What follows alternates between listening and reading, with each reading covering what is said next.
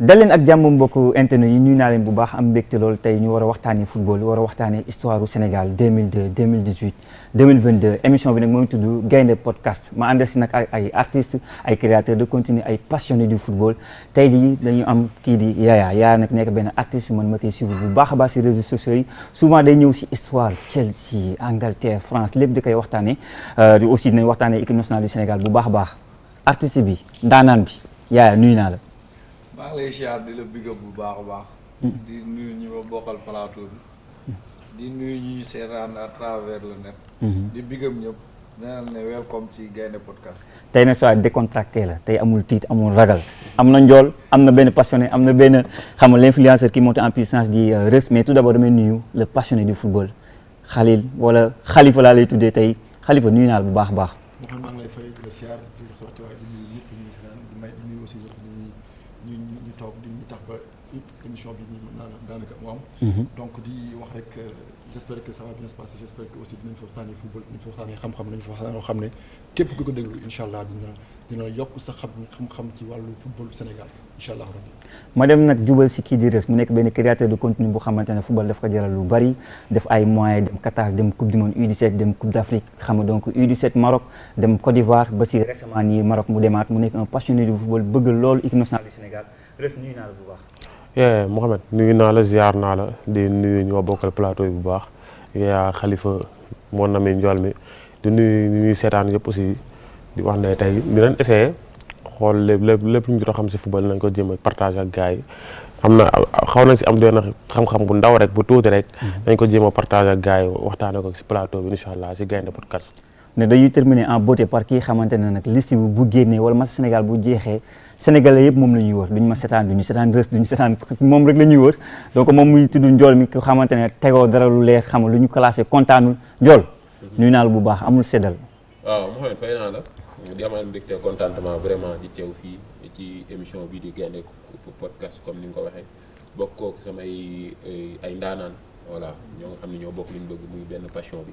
voilà di wax ni ça fait toujours plaisir di waxtaane li nga xam ne moom lañ bëgg mais plus particulièrement di ko waxtaan ak ñoo xam ne yéen a bokk bëgg-bëgg boobu voilà di la nuyu bu baax nag di nuyu ko débatteurs yi moo xam Yaya la Khalifa Reus équipe technique bi également maa ngi leen nuyu di nuyu ñi nga xam ne ñoom ñoo ñuy seetaan di nuyu suñu ay famille voilà di wax ni restez scotché quoi ça va sauver incha allah. comme ni nga ko waxee ça va sauver parce que tey jii bëgg naa ñu waxtaanee carrément l'équipe nationale du Sénégal mais tout d'abord 2002 donc mais aussi bëgg naa ñu wax aussi sur la liste des joueurs yi xamante ne peut-être absent nañ les 2 prochains matchs de préparation à voir contre États-Unis contre Arabie Saoudite loolu tamit bëgg naa ñu waxtaanee ko donc am nañu benn 1 heure de temps d'émission boo xamante ce sera intéressant en espérant que ñu génn fi xam-xam mais tout d'abord comme ni ma ko am habitude damay wax ne kii man su may seetaan football si réseau yi souvent donc benn Yaya da lay andi histoire ba tax na tey Yaya bu mu la waxee coupe du monde ne Sénégal nii rek lan mooy génn sa xel.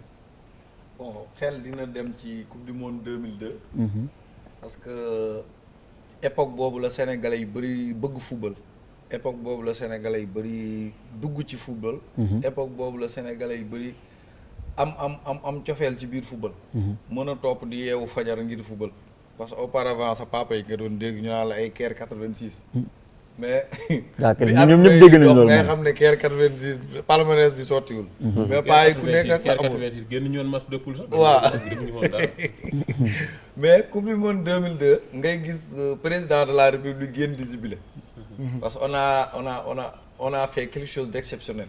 on a battu à l'entrée une équipe comme la France qui était championne du monde qui était championne d'Europe en titre. ñu génnee ko dóor ko 1-0 kenn mësu koo xalaat. tax na ñu bëri bàyyi xel turu Sénégal ci coupe du monde. donc mun naa coupe du monde boobu moo ma gën a marqué ci coupe du monde yi ma dundagum. mooy 2002. waaw la même question tey su ñu nee coupe du monde ne la Sénégal rek lan mooy njëkk ñëw. alors man li may njëkk a marqué mooy notre qualification pour la première fois en coupe du monde en 2002. mu nekkoon poule boo xam ne c'était très compliqué nga bokk poule ak Maroc Algérie Égypte. et t'arrives à te qualifier. haut la main, c'était inoubliable. Moi, je l'ai vécu, ça m'avait beaucoup marqué. Mais surtout aussi, le match Sénégal-France, que le monde entier avait cru que Sénégal-France devait venir. Je me rappelle à l'époque, Zidane disait que le Sénégal sera le gâteau de la poule. Donc voilà, on ne pensait pas que le Sénégal allait relever le défi. On est parti, on a gagné la France qui avait 3 ou 4 attaquants, c'était les meilleurs dans leur championnat. Donc ça m'avait beaucoup marqué, mais aussi la Coupe du Monde 2022 bi nga xam ne mooy 2022 et 2018 plutôt bi nga xam ne c'est la première Coupe du Monde à laquelle j'ai participé mën naa ni que physiquement. Ça m'a marqué parce que étant gamin tu rêves même de jouer pour l'équipe nationale parce que tout le monde, nous tous, on a joué au football. Mais aussi c'était un rêve de vivre des événements comme ça physiquement, être présent et pousser son équipe nationale. Ça c'est des choses qui m'ont marqué et c'est des événements comme je vous l'avais dit une fois. C'est des émotions yoo xam ne tu rentres chez toi, tu dors avec, tu te réveilles avec et tu les portes à jamais. Donc c'est Coupe du Monde, c'est vraiment un grand événement et j'espère que bii di ñëw mooy dàq. Inch'Allah Inch'Allah donc Reus comme ni ko gars yi waxee en 2002 am na 2018 am na. Russie Qatar am na 2022 ñoo ngi nii suñu borom dimbali nañ ñu war a dem représenter waat Sénégal. Donc en 2026 tey bu mu ne la Coupe du Monde Reus sa xel ci lan lay dem. comme ni ko gars yi waxee rek Coupe du Monde je pense que mën naa ne l'histoire du football sénégalais a commencé à 2002 si li ma jàpp xam nga 2002 moom xam naa ne lu si bëri ay documentaire laa ko seetaanee ay vidéo comme ni gars yi wax grand yi dañu doon nax rek di ñuy wax ay Caire 86 ak 92 ak nekkate yoo gars yi premier tour lañ toog xam nga yàggu ma ko xam sax mais boo daan dégg gars yi di wax Caire 86 nga jàpp ne Sénégal doo jàpp gars yi di door ay 3 4 yaa mooy wax ne sax sa père mu doon expliquer que gars yi ndekete toogoon nañ bu yàgg gars yi di ko nëbb Sénégalais yi ndekete Sénégal premier tour la toog gars yi di ko nëbb gars yi population bi kenn yëgu ko woon tu vois donc en 2002 bu ñu ñëwee def benn exploit France champion du monde Sénégal ñëw match d'ouverture dóor ko bon mën naa ne 2002 moo waxuma sax footballistiquement mais si culture Sénégal ñu si bëri en 2002 lañ xam lan moo ndax Sénégal ndekete dans le monde am na benn pays bu tudd Sénégal en 2002 lañ ko xam parce que bi Sénégal dóoree France il paraît que ñu bëri dañ ne lii surprise la c'était extraordinaire parce que France champion du monde benn petit poussé Sénégal ñëw dóor ko ñu bëri nañ ne waaw kan mooy Sénégal ñu bëri nañ dem xool fan Sénégal fan la nekk si Afrique tu vois donc loolu ça m'a beaucoup marqué quoi même si que sax fekkee naa ko mais amu si ay souvenirs yu bëri mais bon mën naa ne génération boobu tey rek maa ngi dégg président di ko wax que génération boobu noonu moo defar football sénégalais tu vois c'est ay échec après 2002 2004 2006 gars yi di échec ba nit ñi gagné CAN gagnéwaat ko en 2018 coupe du monde demaat coupe du monde 2022 tu vois de génération en génération ba nit ñi gagné 2 coupes d'Afrique donc je pense que l'histoire a commencé en 2002 bon donc coupe du monde moom c'est le rendez-vous des grands jours coupe du monde li ñuy jëm te xam naa bu ñu gënee avancé dañ wax ci génération bi ci équipe bi ak Pape Thiaw on a confiance que c'est cette année dinañ def ñombe quoi incha allah. nañ def ñombe nañ def exploit Ndiol. noo gisee waxtaan bi. waaw bon yaakaar naa l'essentiel a été dit gars yi wax nañ li ñu waroon wax yëpp mais coupe du monde comme ni ko gars yi wax rek c'est la fête du football. C'est le rendez-vous des meilleurs. donc Sénégal comme équipe bi mu nekk instant bi nii fait partie des meilleures équipes du monde man loolu laa gëm. tey bu Espagne taxawee Angleterre taxaw Brésil taxaw Argentine dañuy dem pour jëli ji coupe du monde ñun dañoo war a dem ni dañuy dem pour jëli ji coupe du monde maanaam waruñu fixer ay limites. mais nag ku nekk ku wax coupe du monde Sénégal sa xel dina dem ci 2002. pour man le football sénégalais est né en 2002. parce que si je ne me trompe pas am na Mawade Wade la ñu waxoon moo ko wax fa moom ma Yacine Mar. après bi Bruno Metsu ñëwee mu indi ñoom génération ñoom El Hadj Diouf indi ñoom Lamine Diatta indi ñoom Ferdinand Coly indi ñoom Pape Bouba Diop. Sénégal dóor Nigéria nekkoon un gros morceau fii ci Afrique. mu ne équipe est née. bu année boobu noonu boo gisee Sénégal ci la dem coupe d'Afrique ba amoon Mali finale. dem coupe du monde bind histoire am dem ba quart de finale comme ni ko Reus waxee ñëpp commencé di laaj fan la Sénégal nekk ci àdduna. mais également fan la Sénégal nekk ci li nga xam ne moom mooy Afrique. après nag bon. perdre nañ génération dorée boobu nga xam ne ñoom ñoo ñu révéloo mën naa ni moo jox Sénégal ay lettres de noblesse am moo ñu révéloo moo ñu bëggloo football ba tey mën naa ni football Sénégal ba ak see fii nii moo 2002 la quoi man gis nga premier trophée bi nga jël sax génération 2002 moo la ko jox deuxième trophée bi gis nga ko un gars de la génération de 2002 moo la yóbbuwaat tey jii boo xoolee staff technique bi ñee ci ginnaaw Pape Thiaw ñi mën naa ni ñu wër équipe bi yëpp waa 2002 lañ kon le football sénégalais est né en 2002 léegi nag li ko waral c'est la coupe du monde c'est le rendez-vous des meilleurs. Ça fait toujours plaisir coupe du monde am. soog sa équipe nawetaan dem bokk ci jongante boobu. pour man loolu satisfaction la fierté la. mais nag Sénégal nekkatul équipe boo nga xam ne comme en 2002 da nga doon dem pour def figuration da nga doon dem pour bokk léegi dañuy dem bokk ci diapason bokk ci soos bi. dem pour jël. mais pas pour dem def ay figuration def ay participation yooyu ay ñëw pour ñibbis. pour man ñun dépassé nañ foofu dañuy dem pour imposer suñu bopp dem xool li nga xam ne moom la fa moo fa yóbbu équipe yëpp. ñu dem pour jël ko. moo tax ma ni voilà faudra être prêt mentalement physiquement voilà dem bokk ci jongante boobu yàlla may ñu ndam pour le soir de la finale incha allah ñu indi ko fii ci Sénégal. donc yaa bu ñu ñëwaatee dañu ñëwaat si 2002 ñu waxtaanee ko lan moo tax actuellement gagné nañu pourtant 2 coupes d'Afrique am nañu ay joueurs yu mel ni Sadio Mané jël Ligue des Champions Edouard Mendy jël Ligue des Champions et jusqu'à présent on est en 2026 ba tey jii dañuy waxtaanee 2002 la pourquoi loolu am quoi. waaw c'est juste que parce que équipe boobu ñoo leen njëkk a football loo final. équipe boobu ñoo njëkk a football final ñu jëm bay xool coupe bi nii. auparavant Sénégal Cameroun quoi. avant mosuñoo xool coupe. dañ doon dem ñi ñibbisi. en 2000 on a perdu contre le Nigéria. bi ñuy dugal fas yi di dugg ci terrain bi y avait du n'importe quoi. ak cercueil.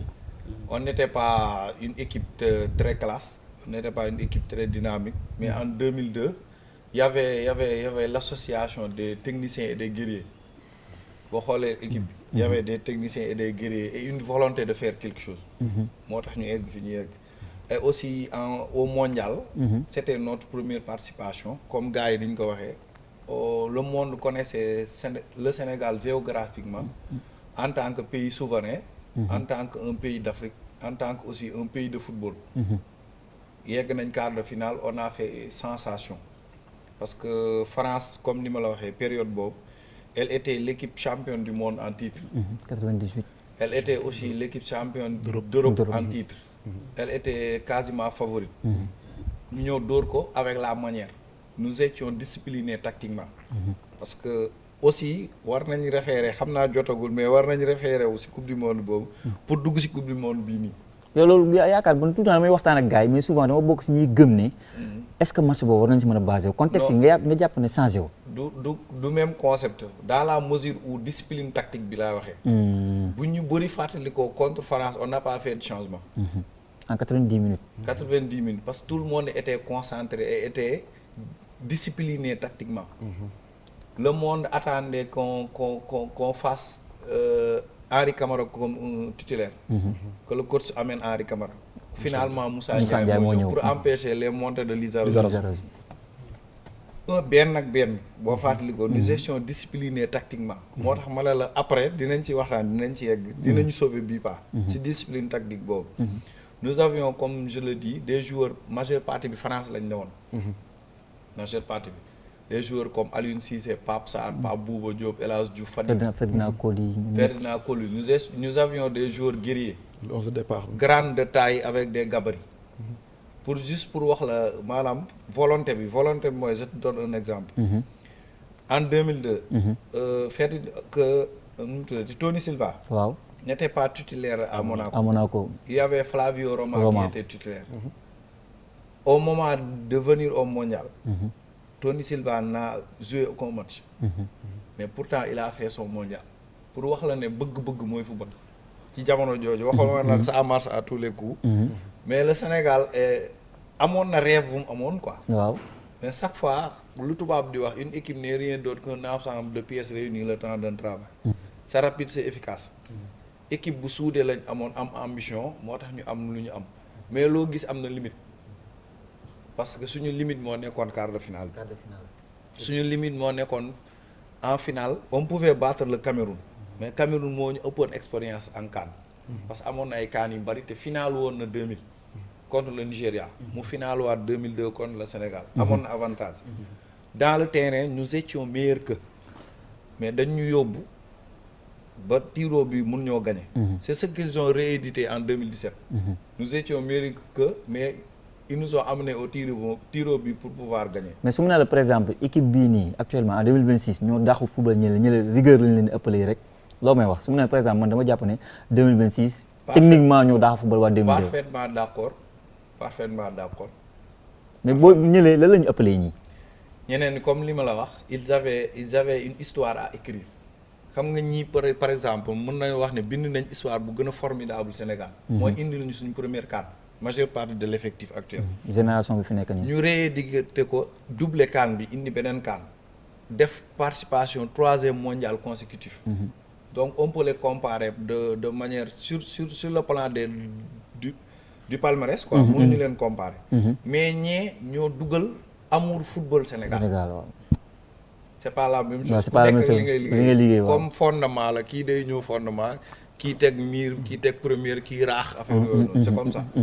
je préfère pas les comparer. waaw ils ont tous les deux écrit une histoire pour le Sénégal. pour le Sénégal. donc Khalifa. donc gis nga saa ni mu ñëwee par rapport ak les deux générations génération 2002 xam nga comme ñu bëri bëgg nañ football génération 2002 yow xam naa ne saa footballeur nga woon ba si génération bi fi nekk actuellement génération 2002 lan la ñu amoon exceptionnel ba tey jii en 2026 ba tey débat bi di taxaw waa 2002 moom dañoo extraordinaire. alors 2002 pour man fougue, envie, détermination ak surtout volonté d'écrire une histoire qui était volonté d'écrire une histoire sur un bout de papier qui était vierge. Xam nga là aujourd'hui on a une histoire, on peut dire. Le Sénégal a gagné entre-temps 2 CAN. Donc le Sénégal a fait 3 participations à l'époque participer à une Coupe du Monde xalaatuñu ko woon maa ngi koy wax sànq bi may introduire donc ñoom ñu def ko ba pare ñu dugal leen ci poule boo xam ne d'entrée de jeu on te dit que tu joues contre le pays qui t'a colonisé. Je me rappelle à l'époque Abdoulaye Wade avait défié la France limite si j'ai pu m'exprimer comme ça. Donc du coup ñooñu dañoo amoon lu ñu bëggoon def dañoo xamoon ne ñun ñii dañoo war a bind dara dañ ko dem defi donc li may ragal ci mu def différence bi mooy que ñoom ils étaient pas suffisants. Ils savaient que ils sont limite ils ont rien fait. Ils doivent faire quelque chose. Mais ce qui me fait un peu peur, c'est que cette génération pense qu'il y a déjà quelque chose qui a été fait, il y a déjà une histoire écrite et que nous suffisons.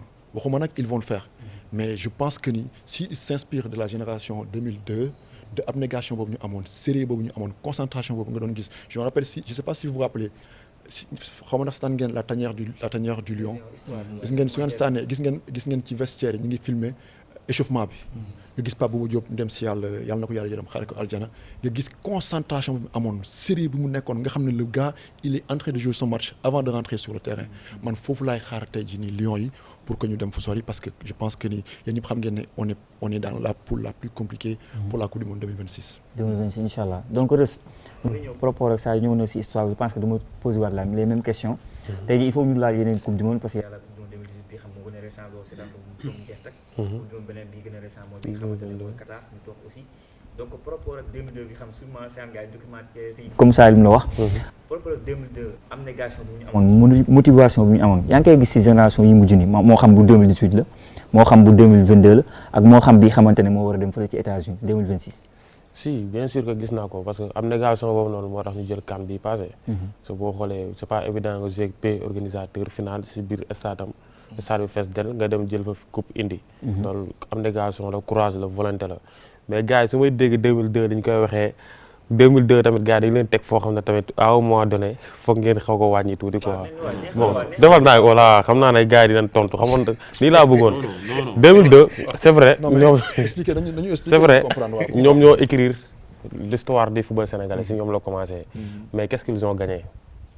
gars yi tout temps la ñuy wax 2002 mais Mohamed la génération bii nii de 2026 ki la indil 2 CAN ak 2002 lan nga may wax quart de finaliste et finaliste alors que ñi ils ont gagné Sénégal mbedd yi gis ngeen joie bi ni muy demee à chaque fois bu ñu gagné gars yi dañu koy féete une semaine lañu koy féete donc 2002 même si que sax y avait mais à tout temps sax gars yi su may dégg la ñuy wax courage volonté abnégation ay guerrier la ñu woon loolu kese ngeen may wax mais bu fekkee ne talent génération bi nii wax dëgg yàlla boo kii dafa ne du comparer ñaar génération yi mais boo tegoon 11 teg 11 génération 2026 bi ak 2022 bi y a pas niveau quand même non il faut droit largement non mais bii mën na gagner mais bii mën na dër ba mu tëdd le talent ne suffit pas waaw le talent ne suffit pas mais ñii dañoo boole talent ak courage ak volonté ak abnégation parce que defal naa nga ñii fi ñu dem non waaw yoon may ma ñëw mi ngi dugg ci boy bi defal nànk rek yoon may ma ñëw defal nànk rek non xam nga boy boo nee génération 2002 defu fi dara day mel ne doxuma defuñu fi dara de non genre da ngay wax yow comme si que ni ñoom dañ leen a kii dañ leen a surcoté de trop Reus yaa ngi nelaw non dañ leen a surcoté non yaa ngi nelaw Reus chaque génération a marqué son époque à sa façon loolu lañ koy wax wala à sa manière comme naa maanaam génération 2002 yow jàppe ko père fondateur du football sénégalais mais loolu d'accord naa lool le football sénégalais est né en 2002 wax naa la ko fii waaw loolu laa tijjee sànq n'est-ce pas voilà waaw xam nga àdduna fu dara nekk dañ ko faa def waaw maanaam tey jii nii bu Sénégal mais yow ma laaj la génération 2026 ak 2022 ban moo gën a marqué sa esprit. nee naa la benn bu si même du même contexte du même époque du même génération. man nee naa la man époque 2002 bu ne ak lu fay xew. 2002 moo la gën a marqué quoi. waaw parce que 2002 comme genre le Sénégal n'existait pas yow wax nga ko fii avant 2002. Ouais. avant la génération de 2002. Ouais. boo xoolee Caire 86 la ñu mag ñi daan nappee. yow papa yi ma expliqué nañu. waaw Caire 86 nga foog Caire 86. mais tamit avant 2022 gars yi 2002 la ñu daan nappee. waaw defal nànk da nga def nànk. ah da nga mais def yow nànk li la nappee lañ mën nappee rek. waaw defal nànk man kay dinaa ñëw. waaw dama ñëw la Caire 86 bi la ko gars yi waxee fii. nga foog ni Sénégal dafa dem chifa yi ñëpp ñibbisi. waaw après ñu wax ne Sénégal naka de génnuñu match de poule après dañ ko doon nëbb sax sénégalais yi parce que boobu information yi demeewul woon nii. Mais aussi, attention sur Caire 86. Hein. Caire 86, ils ont pas été ridicules. Hein. Ils ont pas, non mais ils ont pas, c'est-à-dire ils ont fait des, voilà, amener une mérite. C'est-à-dire, il y a un contexte, hein, il y a un contexte. J'ai oublié un peu l'histoire parce que mais ils ont gagné le pays organisateur. Je pense ils ont gagné l'Égypte. Donc, si je me trompe pas, ils ont gagné l'Égypte. Si je me trompe, man fi may waxee waaw ba pas ci question carrément sur la question. bon bu ñu ñëwaatee carrément si contexte man fii risque di waxee man xam naa ko quoi. Voilà. talent bi. tey jii boo jëlee nga comparé bi que waxuñu ne dañoo ni laar wala ñi ñëw. Ok. par exemple tu prends Edouard Mendy nga jël Omar Black le gars il a la Ligue des Champions Edouard Mendy. l'autre jëlul dara. par exemple boo defoon comparaison boobu Koulibaly yi Pape Malick ñoonu. tu prends Sadio Mané El Hadj Diouf. Pape Boye Diop ainsi de poste par poste. mais Mohamed fi ma bëgg ñëwee. Le football d'abord c'est un jeu collectif. Le football du sport individuel. mais defal naa en termes de talent en termes de talent. Andiol bu ñu waxante en dëgg termes de talent Mohamed dama lay wax benn affaire le football c'est un jeu collectif gis nga comparé génération 2002 ak bii nii. non yow pro moo la 2002 andil quoi. kaan non du pro de 2002 ak yooyu man dama bëgg nga xam ni tey jii nii. loo am ci football sant ko 2002. non ils n'ont rien gagné. Non. parce que alxuraan respect bu Sénégal am. mais Mohamed ci àdduna. Mohamed avant. lan moo tax El Hadj Diouf El Hadj Diouf na ànd ak booy yi. Ndiol la même El Hadj Diouf ànd ak ñoom dugg ci mais Mohamed. Ndiol la même chose waa 84 ñi wax ni man par exemple su ma waxee samay papa ñeneen ñi aussi danaa soit football Sénégal ñoo ko tabax. waaw ay Bokandé. loolu fañ dem ñoom non mais non ñoo ko tabax non parce que c'était beaucoup plus difficile xanaa xamoo ne même waa 2000 dina am mérite par rapport ak waa 2006. 2006. Ah, parce que les moyens yi conditions yi fi nekk actuellement on sait que 2002 amuñu ko. ba daan du am Merci saa beaucoup. Merci beaucoup. pour man contexte bu nekk équipe bu nekk. moo tax man la chaque génération a marqué son époque à sa manière. mais en termes de talent pur parlons de talent mooy li la reçu wax. non En termes de palmarès, Mohamed le football évolue xam nga ni tey jii nii. gis nga tey boo demee ba 2030 incha allah yàlla nañu ko fekkal 2050. talent yi ngay gis doo ko ñoom ñooy gën a duwee ñi. Mais c'est difficile. maanaam àdduna mooy dox. mais bon man xam nga fan laay waxee. C'est difficile de comparer comparer deux surtout- générations. Non, surtout c'est difficile su fekkee yow fekkee woo ñaar génération yi. Effectivement. C'est surtout ça parce que Reus il nous dit que fekkewul 2002 donc 2026 2022 2026 la fekkee donc c'est un peu compliqué je pense que ki nga xam ne am na souvenir bu pertinent souvenir boo xam ne vraiment c'est du factuel moo mën def comparaison bi ñun ñi nga xam ne gis nañ ñaari je pense que par exemple en termes d'aura El Hadj Diouf te fait beaucoup plus quelque chose qu'un je vais pas prendre Sadio Mané mais qu'un Gana Gueye qu'on se dise là Non, mais dooguma la Khalifa qui a un dooguma la palmarès plus Khalifa intéressant mais direeku El Hadj Diouf biir Léopold ça vaut de l'or c'est la star de l'équipe amatul jamono ji mu ne waxuma ne booy mënuñu football de mais ora ak cafka ak weccet bi El Hadj Diouf yoroon ci football booy yoruñu ko mais attends man xam nga fa laay waxee genre avant 2022 yow sénégalais yow mënoo woon débat fen mënoo woon werante fen à chaque fois boo waxee ñu ne t'as pas de trophée amoo étoile. tu vois loolu ça fait mal au cœur quoi. mais à chaque fois loolu lañ doon mënoo jël yow ñu topp si benn trophée boo xam ne pendant des années waaw. je te donne l'exemple de Steven Gerrard avec Liverpool. xam nga Gerrard jëlul Premier League. et pourtant ñoom Salah ak Sadio jël nañ ko. mais ëpp ñu ko ora gën ñu ko nekk légende bi Liverpool. c'est par rapport à ce que tu accomplis. lu tax ma ne la mënuñ boom comparer génération. voilà foofu mën naa comprendre est-ce que Sénégal am na coupe du monde un match référence comme Sénégal Suède. un match extraordinaire. non loolu dafa sori sax yow Reus nga ñëw France nekk champion du monde match du waaw yéen Sénégal Maroc bi passé nii da ngeen ko fàtte xanaa. mais Reus Sénégal Maroc bi démb barki démb Njaay bii nii. Reus ñii nii ay ndaanaan lañ mais déglu ma expliqué dama la tey nga ñëw Sénégal mosoo qualifié coupe du monde. waaw yaa ngi dégg mais ma yow mosoo jël. defal nank génération dama la Ndiol xanaa moom Ndiol loo teg mën naa teg. d'accord mais je t'amène la génération de 2002. le Sénégal n'existait pas ba 2002 Sénégal musul xam luy finalu CAN nu muy mel. Sénégal musul xam coupe du monde bari yoon moo fay dem.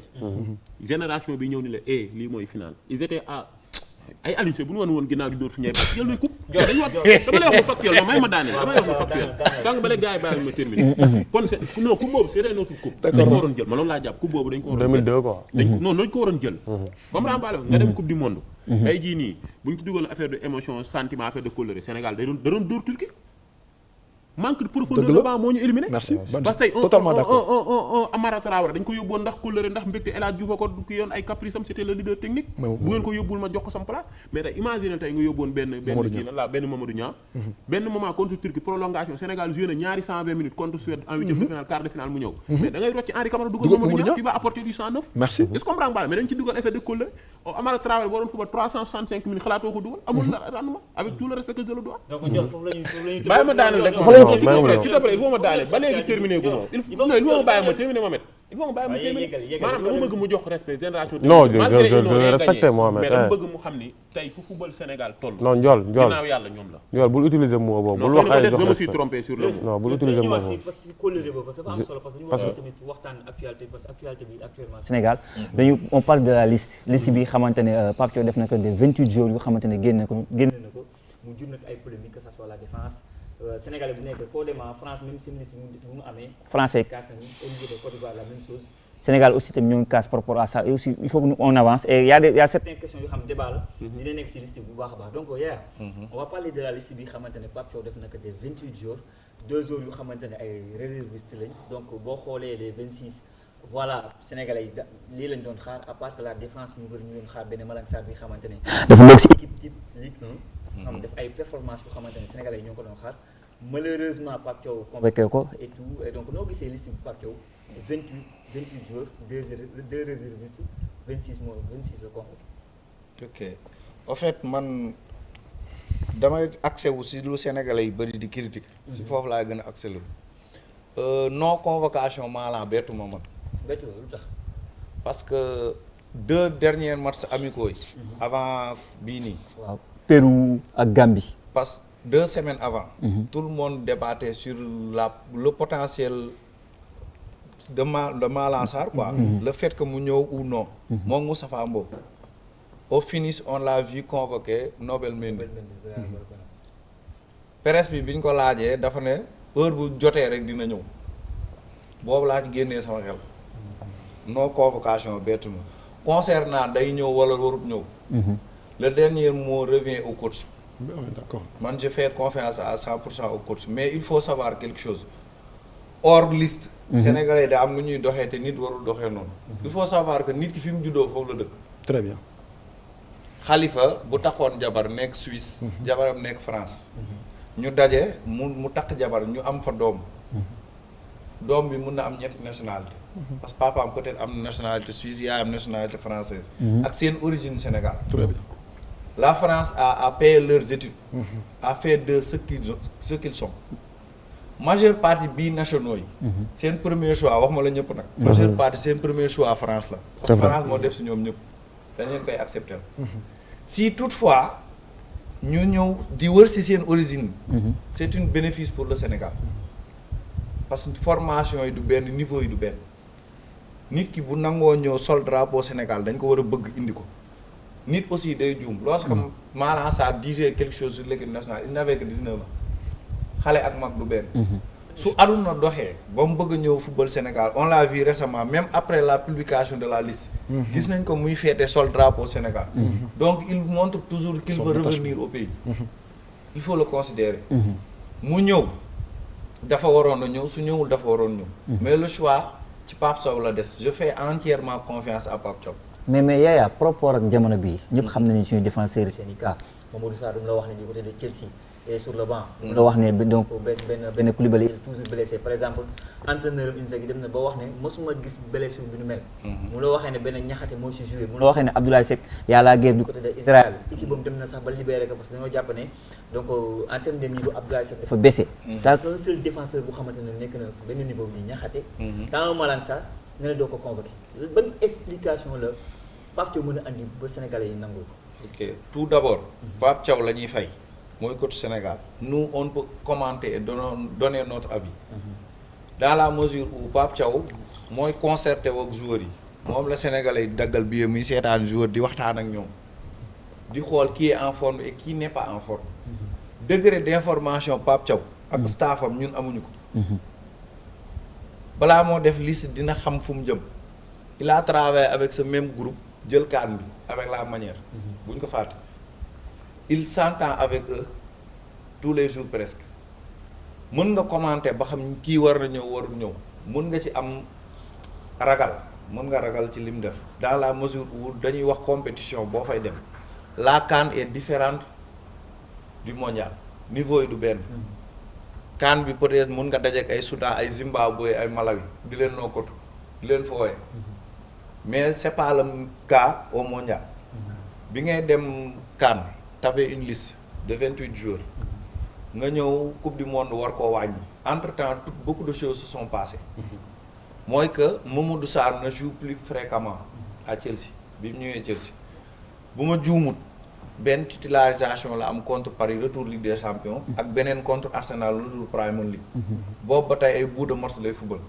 kooku mun naa comprendre parce que dina am fraîcheur de plus que les autres parce que les autres ont joué près de 50 matchs dañuy am lourdeur dans les jambes Mamadou Sarr mun na am fraîcheur ba xam pare na physiquement ak mentalement la ñuy xool Abdoulaye Seck il a peu joué bu dee sax joué na parce que championnat am du ma ko seetaan.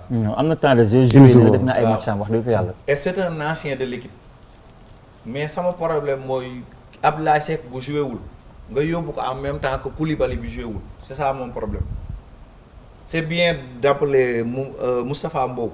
Mamadou Sarr deux droitiers et un Niakhaté si toutefois un des droitiers se blesse tu te retrouves avec un paire yoo xamante ne ils ont quelque chose sur les jambes ak ñaar ñoo xamante ne je peux comprendre nga woo Koulibaly mu nekk leader d'équipe am na poigne bu mu am ci équipe bi am na notoriété bu mu am ci kii am na respect bu mu am ci joueur ba tax na bu nee nii joxoñ ñii ñu joxoñ nii parce que c'est un leader ne je peux le comprendre du ma critiquer choix nag parce que moom moo xam degré d'information nan la bëgg a marier kii est-ce que tamit woowul ñoonu war a considérer partie 6 comme un potentiel ak central.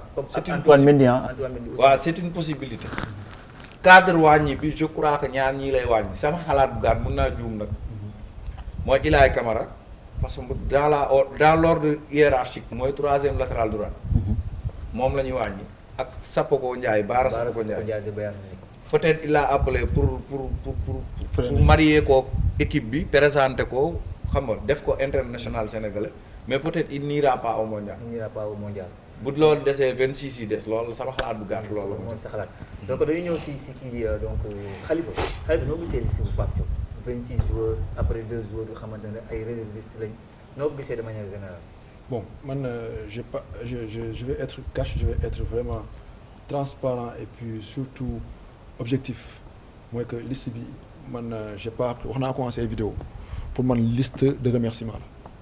Liste de remerciements quoi. Liste de remerciements là tuddee et quand je l'ai dit ça n'a pas plu à beaucoup d'internautes. am na lu ne dégg naa ko si je pense que même la vidéo que j'avais faite dama ko supprimer finalement et c'est pas fait, je l'ai pas dit pour clasher Pape Thiaw pour qui j'ai beaucoup de respect mais bëgguma di dégg ñu naan avec ces mêmes hommes qu'il a gagné la CAN bokkatul le Kalidou Koulibaly de la CAN n'est pas le même Kalidou Koulibaly du mois de juin. Le Abdoulaye Seck qui s'entraîne au stade de Mbour apparemment n'est plus le même. Vous voyez, il y a beaucoup de choses qui ont changé. Une équipe, elle tourne. Et tu dois faire sa sélection en fonction de la forme du moment. Et pour moi, il ne l'a pas fait comme ça. Il l'a fait selon ce qui s'est passé. Moi, coupe bi ñu gagné. Léegi nag Sénégal dafa naqaree waxee pour ñoom Pape ñun bëgg nañu Sénégal bëgg boo xam ne Pape Thiaw su sélectionné woon sax ay artistes comédiens wala ay je peux dire n'importe quoi non aussi yóbbu leen dañuy nekk ci ginnaawam jusqu'au bout dañu koy supporter. Mais aussi je pense qu'on a le droit de wax suñu xalaat. parce que aussi dañ ko suñu équipe. dañ ko suñu équipe dañ ne ko yaa ñëpp xam-xam loo def noonu la. Il faut critiquer mais la critique constructive c'est-à-dire critique boo xam ne da nga koy teg ci ay arguments da nga koy teg ci xam-xam da nga koy teg ci wax amul benn comment dire amul benn justification sportive bu mën a défendre la non-sélection de Malang Sarr si on le considère comme un Sénégalais au même titre qu'un autre.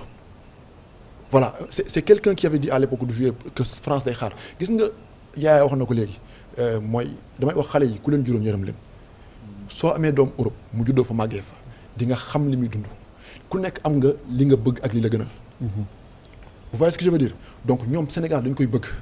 mais dafay am foo xam ne seen ay morom seen ay xarit fa lañ nekk foofu la ñu xam foofu lañ fi ngay passé 10 mois dans l'année 11 mois dans l'année. sur 12 bokkul ak fi ngay passé un mois par an sur 12. vous comprenez ce que je veux dire donc ces gens-là c'est des Français d'abord wala c'est des Allemands d'abord si je peux prendre les Jacobs avant d'être Sénégalais.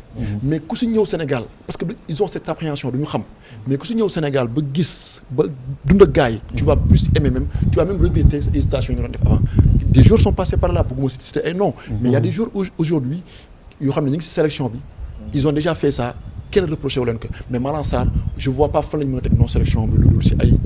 mais explication bi génn si presse bi ñu koy waxtaan. yaa ngi certains cadres entre guillemets sawaruñu si mbir mi loolu bon. loolu mën na nekk mën na ñàkk a nekk parce que bëgguma si aventuré dans la mesure où bon par respect pour Gana Gueye qui a fait une sortie pour dire que amut. mais ce que je peux dire mooy que su amee lu ñaaw la parce que c'est un Sénégalais comme eux voilà. mais les cadres est-ce que amuñu leur mot. si maanaam damay teg dans le contexte. état su fekkee am na. je respecte beaucoup encore une fois le coach Pape Thiaw su fekkee il a fait ça pour man il a manqué de prise de responsabilité pour man am na ñu ma ne non un coach doit toujours consulter ses cadres non pour man un coach c'est toi le responsable de l'équipe yow la ñu dénk équipe bi tu fais tes choix selon tes convictions et ton staff technique je peux comprendre ton staff loolu la gars na wax d'ailleurs daf ne c'est le coach et son staff qui construisent l'équipe pas nous les cadres voilà donc pour revenir au choix si liste bi pour man un Bara Sapoko Ndiaye il avait le temps il avait le temps s'il voulait vraiment imprégner quelqu'un il pouvait imprégner Malang pourquoi pas imprégner Malang d'autant plus que j'ai entendu que Malang est réserviste donc pourquoi pas Malang je pense que Malang on le sanctionne il prend des sanctions yoo xam ne beaucoup de gens sont passés par là Mbaye Niang est passé par là Nampalys Mendy a été beaucoup plus virulent dans ses propos. Bouna Sarr Habib Diarra ñëpp et Habib Diarra avait dit non. On nous dit que le coach Aliou Cissé avait dit non. Sa première fois en sélection bi ñu ko njëkkee sélectionné. C'est pas pour attendre l'équipe nationale du Sénégal l'équipe nationale de France. mais pareegul woon. donc du coup un jeune de 19 ans qui te dit que pareegul woon pour Sénégal France lay continuer on lui reproche ça jusqu'à ses 27 ans et on nous dit il a le temps Malang Sarr en 2030 il aura 31 ans. Là, il est au sommet de son art. C'était le moment. Voilà, équipe type Ligue 1, comme nous l'avons dit. Quand Pape Thiaw l'a pas sélectionné contre la Gambie et le Pérou, moi, c'est là que c'était mort. Comment c'est faut nga mën a teg sa sélection Nobel Mendy sur Malang Sarr il faut m'expliquer. waaw il faut m'expliquer la donc gars yi dañuy dem si rës liste bi nan nga ko gisee liste bi boo xoolee ñu ngi doon wax ku mel ni Moustapha Mbow gis nañ ko si liste bi Bara Sapoko Ndiaye jaaxal na ñu bëri. attaque bi gis nañ ne éliminé na un joueur comme Habib Diallo comme Boulaye deux joueurs yu xam ne yàgg nañ équipe nationale du Sénégal noo gisee liste bi de manière générale. bon je pense que grand yi wax nañ léegi mooy cas Malang Sarr bi parce que cas Malang Sarr personne ne comprend kenn comprendrewul parce que li may faral di wax rek mooy premier critère en sélection c'est les performances joueur balaa ñu lay woo pour nga ñëw équipe nationale représenter il va falloir nga def ay performances mais bon.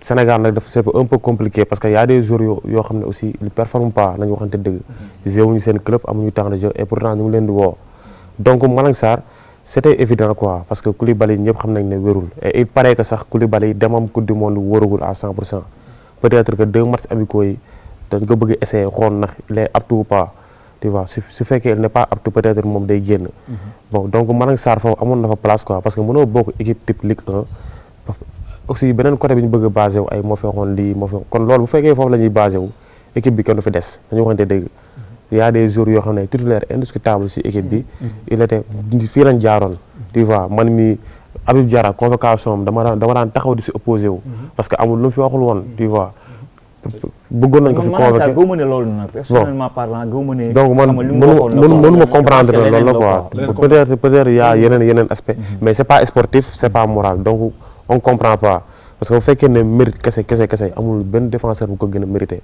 comme Moustapha Mbow ni nga ko mérité mais Moustapha Mbow la moo tax mu ñëw Moustapha Mbow pourtant demul woon CAN dañ ko écarté woon ci liste bi dafa dem clubam dafay performance am nekk 7 fois ci équipe de la semaine loolu moo tax sénégalais yëpp ne dafa war a ñëw mu ñëw Bamba Dieng pourquoi mu ñëw dafa dem dafay performance am donc pourquoi pas Malang Sarr dafay performance am il est sénégalais ñu ne ko doo ñëw si fan lañ mën a basé wu je comprends pas Khalifa wax na ko léegi Bara Sapoko Ndiaye man je suis championnat Allemagne Bara Ndiaye 3 matchs joués tu vois maa ngi dégg gars yi di wax affaire de sécuriser et tout kan ngay xëccoon kan ngay sécuriser Gambie yow booy bi il a clairement dit que il est sénégalais il est né au Sénégal juste que Gambie dafa nekkoon benn centre de formation yow Gambie ngay xëccoon avec tout le respect que je dois aux Gambiens mais mënoon na xaar quoi pendant ce temps y a un Rassoul Ndiaye bu nekk Le Havre def une très grande saison benn John Lopy bu nekk Almeria def une très belle saison aussi des na y a beaucoup de militaires yoo xam ne Pape Demba Diop tu vois ñooñu aussi mérité woon nañ ko quoi donc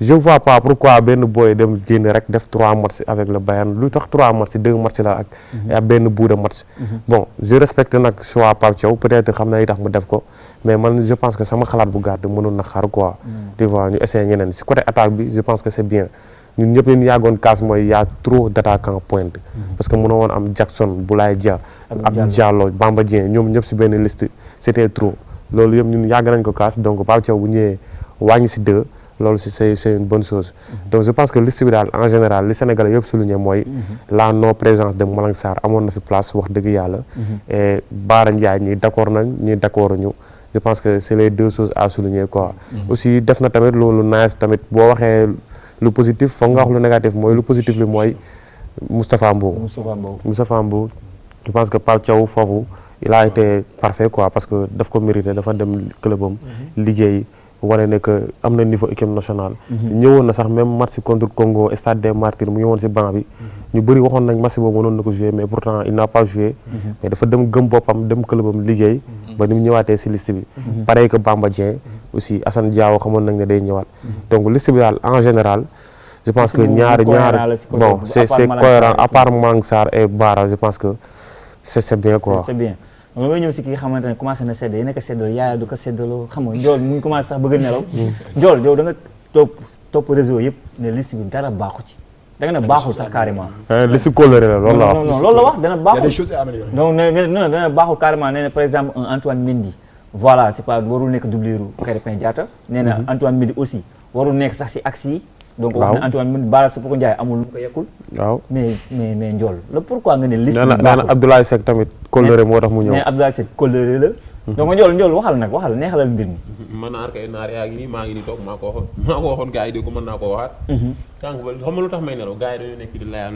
Pape Cheikh fii nii liste bi baaxul Mouhamed liste bi baaxul faut dire les termes un chat on l'appelle un chat non dañ waxtaan wax dëgg Khalifa lu zone la sol jërul chercher par 4 chemins noonu amul def liste bi baaxul c'est de ça qu'il s'agit Sénégal bu yóbboo 26 ginaar ñu nekk ci 26 ginaar yooyu mais baaxul dañuy wax lu fi nekk y a trop de bras cassés non dafa bëri ay bras cassés je vais te citer Kalidou Koulibaly c'est notre capitaine le ministre de la défense un cadre un joueur que nous respectons tous nekku ci waxal benn ngi noonu Abdoulaye Seck amul Israël ni di football benn match ñu dóor ay bal nga nopp lu deux mais mu ngi joué de mu ngi joué Israël dafa xew rek ñu ñëpp xam nañ ko mais mu ngi joué boo xëy da ngay football ñaari match ñu dóor ay bal nga ñibbi sa ñëw toog non bu wax loolu pas bras cassé la wala deux Mamadou Sarr situation Chelsea ñu ñëpp xam nañ ko day entraîner jour am nekku ci waxu droit ngi noonu Crépin je sais qu'il va assurer bras cassé la Krépin Diatta ak ñi nga bëgg Krépin Diatta day gérer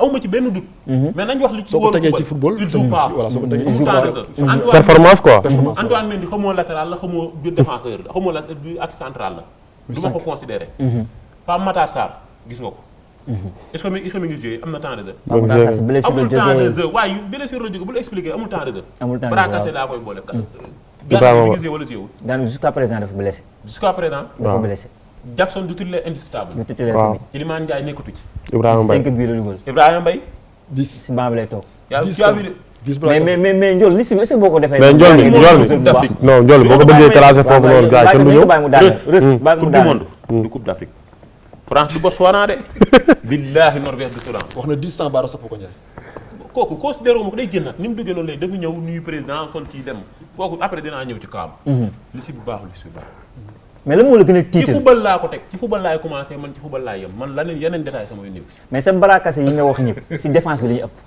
c'est loolu moom xaw a jaaxal foofu la problème bi nekk parce que colère la ci dugal ay colère matelas yi diwa fi defoon lii diwa fi defoon ça rime pas avec le football Mohamed du ma taay ci di ko wax France du Botswana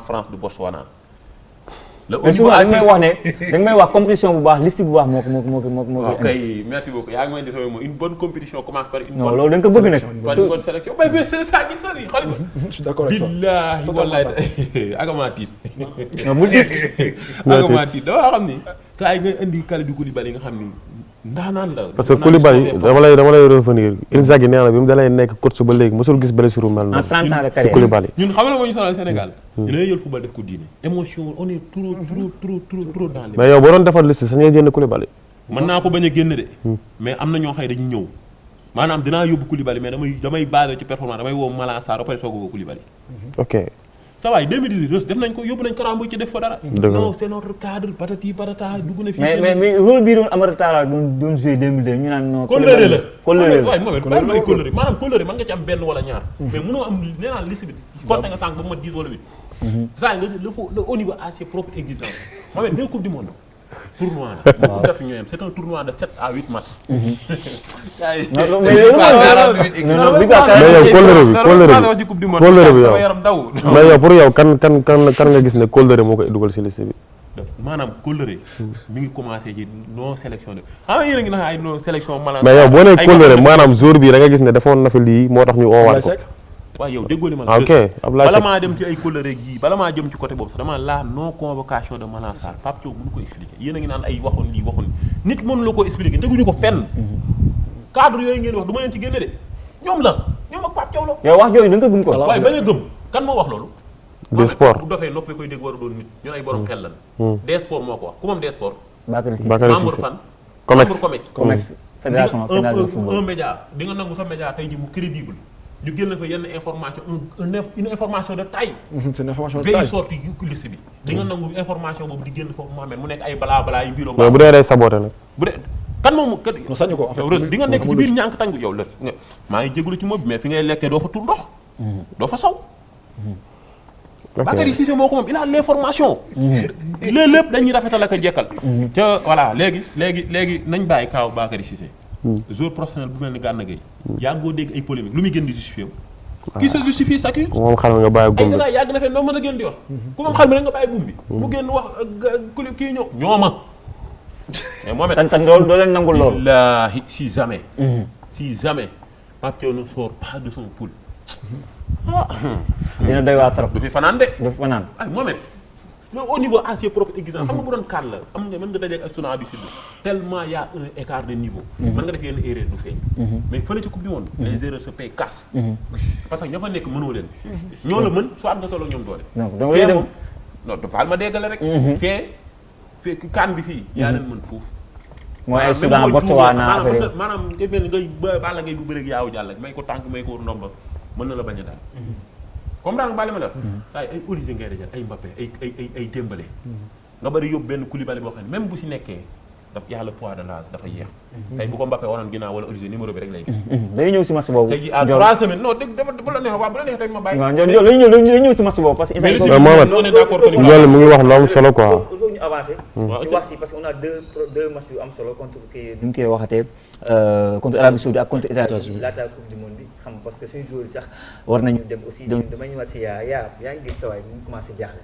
déjà yow liste bi yow sa xel ñu mën a gisee bon liste bi bon tu fais confiance. non mooy Yaya sax dinaa ñëw ci moom parce que Yaya day teg lu leer sànq day teg lu leer mais fi ma d'accord la moom mu ni Pape Thiaw lan nga wax sànq da ngeen ni Pape Thiaw moom la ñuy fay. waaw j'ai confiance en Pape Thiaw mais Waaw. Yaya lii waroo ci ànd non non da koy bàyyi mu expliqué nag. da koy bàyyi wax na ko pare dama ko fàttee tontu day xool yaa loolu yi si ñëw tuuti mais yaa loolu yi si ñëw de mais il faut ñu parler donc si groupe bi xam ne si lañ bokk muy groupe de la mort boobu Norvège France ak moom li ko tiital moom yow li nga wax lépp liste bi ko solo fi mu ne nii non dinañ wax si liste bi moom dina la tontu. dina yow na dëgg de. si liste bi mais il faut que ñu avancer. wax si match yooyu dafa am solo trop donc yaa annulé réplique Ndiol par rapport ak li mu wax si par Pape Thiaw il est pas d'accord waaw comme je me répète dama ni.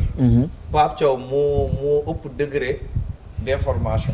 yow da nga jox confiance Pape Thiaw su la déggee fii nii ba keroog muy échec. may taxaw ne lii moo tax mu échec.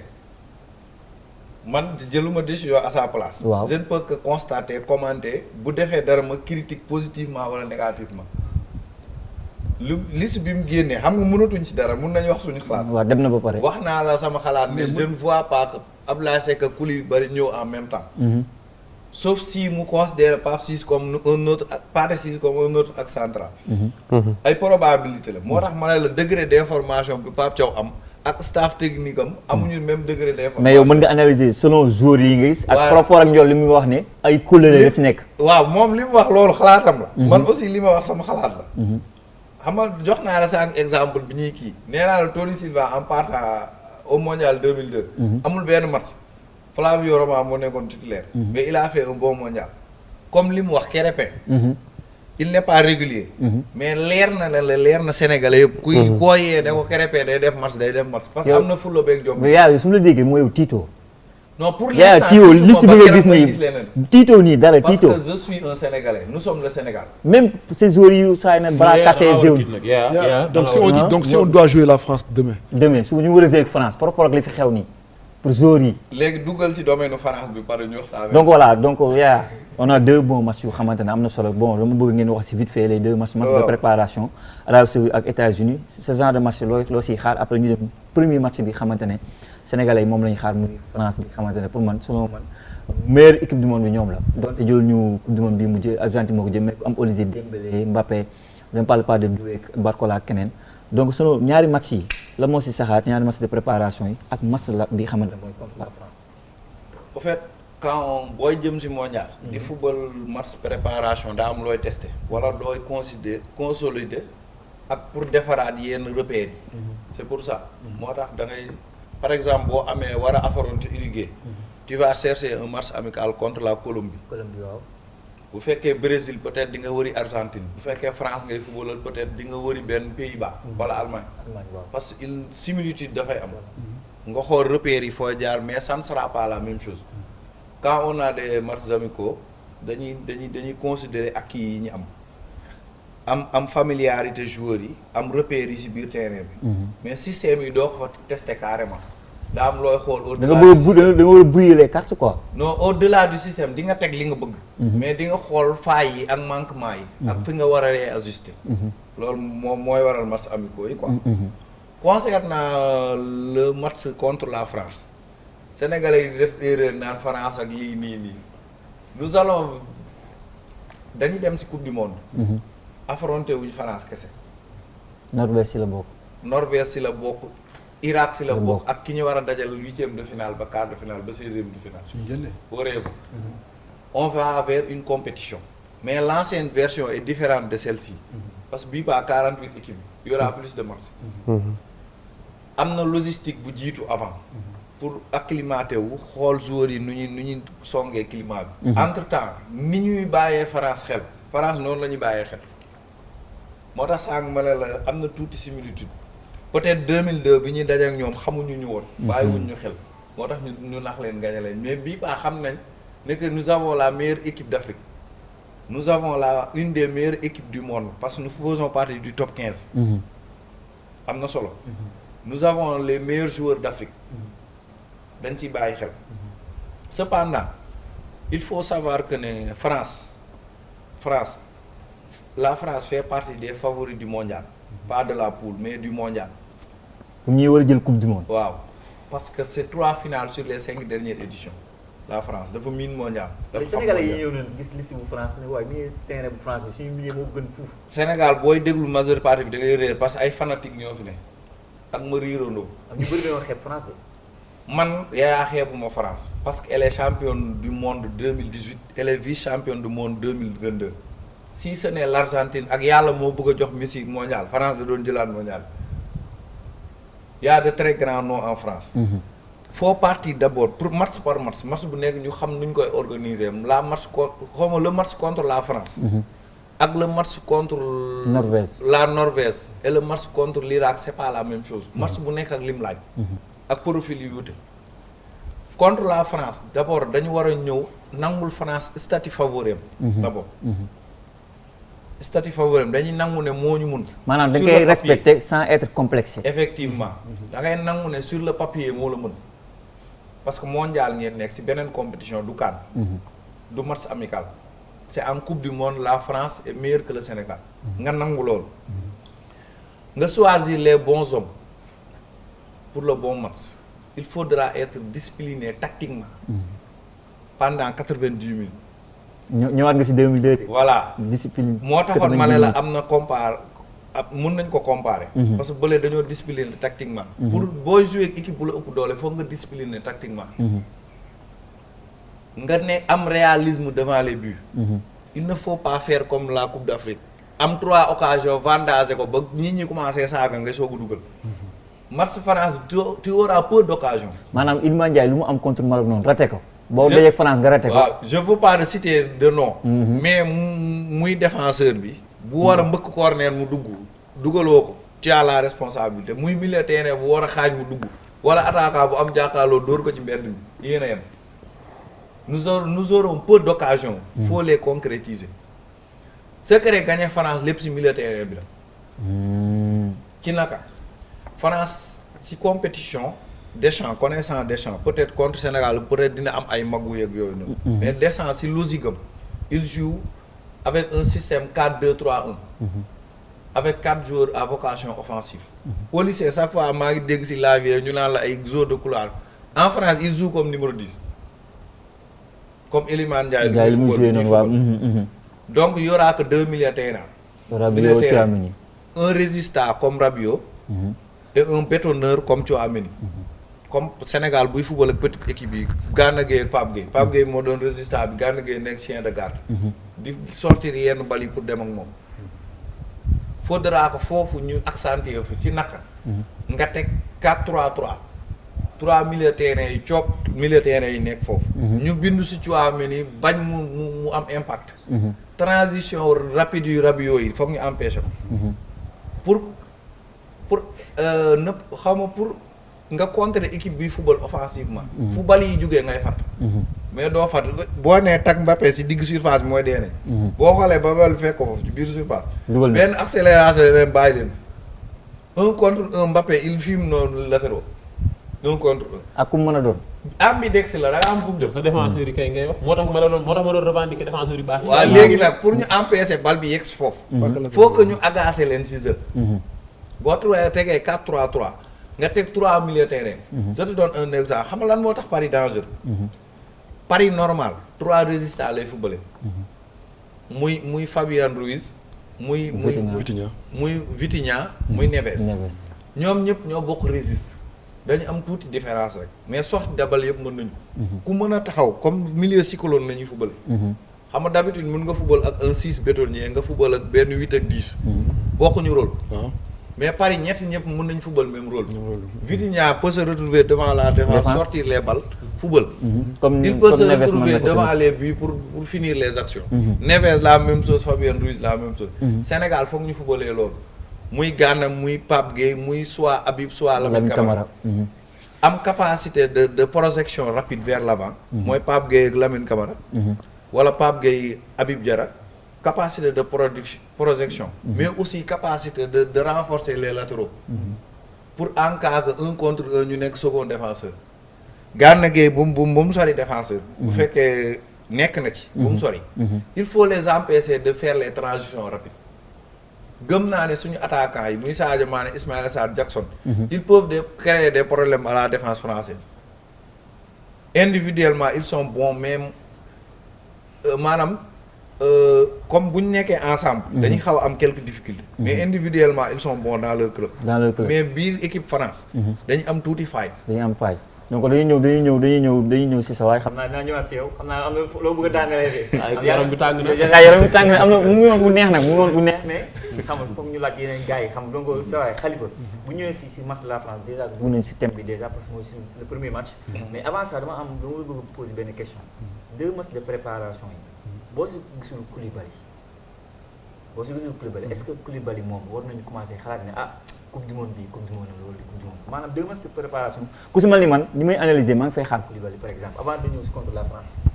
alors man damay ñëw rek si li Ndiol bi wax sànq Koulibaly c'est le meilleur défenseur de l'histoire du football sénégalais c'est notre ministre de la défense. On lui voulu respect mais mon problème avec ça.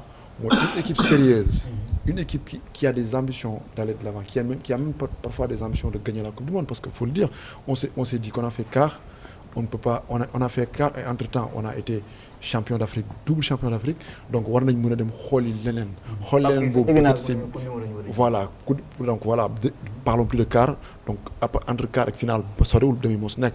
pour man c'est pas déconnant de dire que mën nañ ko jëli demi-finale, mais une équipe aussi sérieuse di yóbbu défense di convoquer ci équipe am défenseur boo xam ne am na ay doute kenn xamul kañ la gëj a football ba coach am naan sànq Rose mi nga koy wax blessure bi mosu ko gis. 30 ans de carrière. voilà donc vous vous rendez compte, pour man il y a un peu d'amateurisme parce que su ma déggee Pape Thiaw si conférence de presse bi lu mu wax mooy connaissant l'homme, connaissant Kalidou Koulibaly, une personne aussi sérieuse, responsable que ça, su xamoon ne mënul dem moom c'est lui qui m'aurait dit coach du ma dem je suis blessé mais wax naa ko keroog mais il est où alors l'importance d'un staff médical dans une équipe. Exact. loolu ko du ñu xaar Kalidou Koulibaly du ko def staff technique mooy déplacer sur place diagnostiquer la blessure du joueur xool ndax kii il est sélectionnable ou pas. On n'a pas à vérifier l'état de santé de Kalidou Koulibaly en sélection. maanaam ak comme on devait être situé, on devait nous dire ce qu'il en est en ce moment. mais duñ ko ñëw équipe nationale doo fi ñëw pour forme. si naa def transition si loolu parce que y a des joueurs yoo xam ne amuñu forme club amuñu rythme club dañuy ñëw instant pour match préparation ak si entraînement ut si rythme loolu du yoon. C'est là où il faut sélectionner les gens qui sont en forme là qui sont en forme. maanaam critère performance foofu la amee solo. Effectivement et on avait fait la même chose en Ndiol mi wax ne ko Kara Mbodj il avait poussé je me rappelle ndeysaan il voulait aller à la Coupe du Monde. di entraîné wu xam nga voilà di def ay renforcement musculaire nekk këram di def ay vidéo dañu ko wan ñun Sénégalais yi ñu koy gis ñu xam ne kii bëgg na dem mais Coupe du Monde je suis désolé mais c'est pas ça kii. C'est le haut niveau. C'est le haut niveau. C'est le très haut niveau. Je suis désolé Kalidou Koulibaly su mënul dem pourquoi le mettre dans la liste je ne comprends pas c'est pas sérieux d'autant plus que je vais revenir sur un truc boo xam ne sànq waxuñu ko mooy que cette liste là manque d'équilibre. Jusqu'à présent waxuñu ko mais c'est l'un des défensif 5 droitiers ak benn défenseur gauche 4 la ñu yóbbu 4 défenseurs droits ak benn défenseur gauche sachant que tey jii su Niakhaté blesse si Niakhaté se blesse on sera obligé de jouer avec 2 défenseurs droits c'est moins grave que si tu joues avec 2 défenseurs gauche mais parfois dafay am problème équilibre dafay am problème se marcher dessus. par le passé en off dana waxtaan nañ ci le match contre Congo Kalidou Koulibaly et Abdoulaye Seck c'était catastrophique. Ici à Diamniadio Kalidou Koulibaly avec Pape Abdou Cissé mais c'était compliqué. Donc du coup tu vas jouer le très haut niveau et tu vas jouer avec un défenseur Mamadou Sarr qui n'a pas de rythme, qui est venu pour chercher du rythme. Tu vas jouer avec peut-être Kalidou Koulibaly qui était blessé.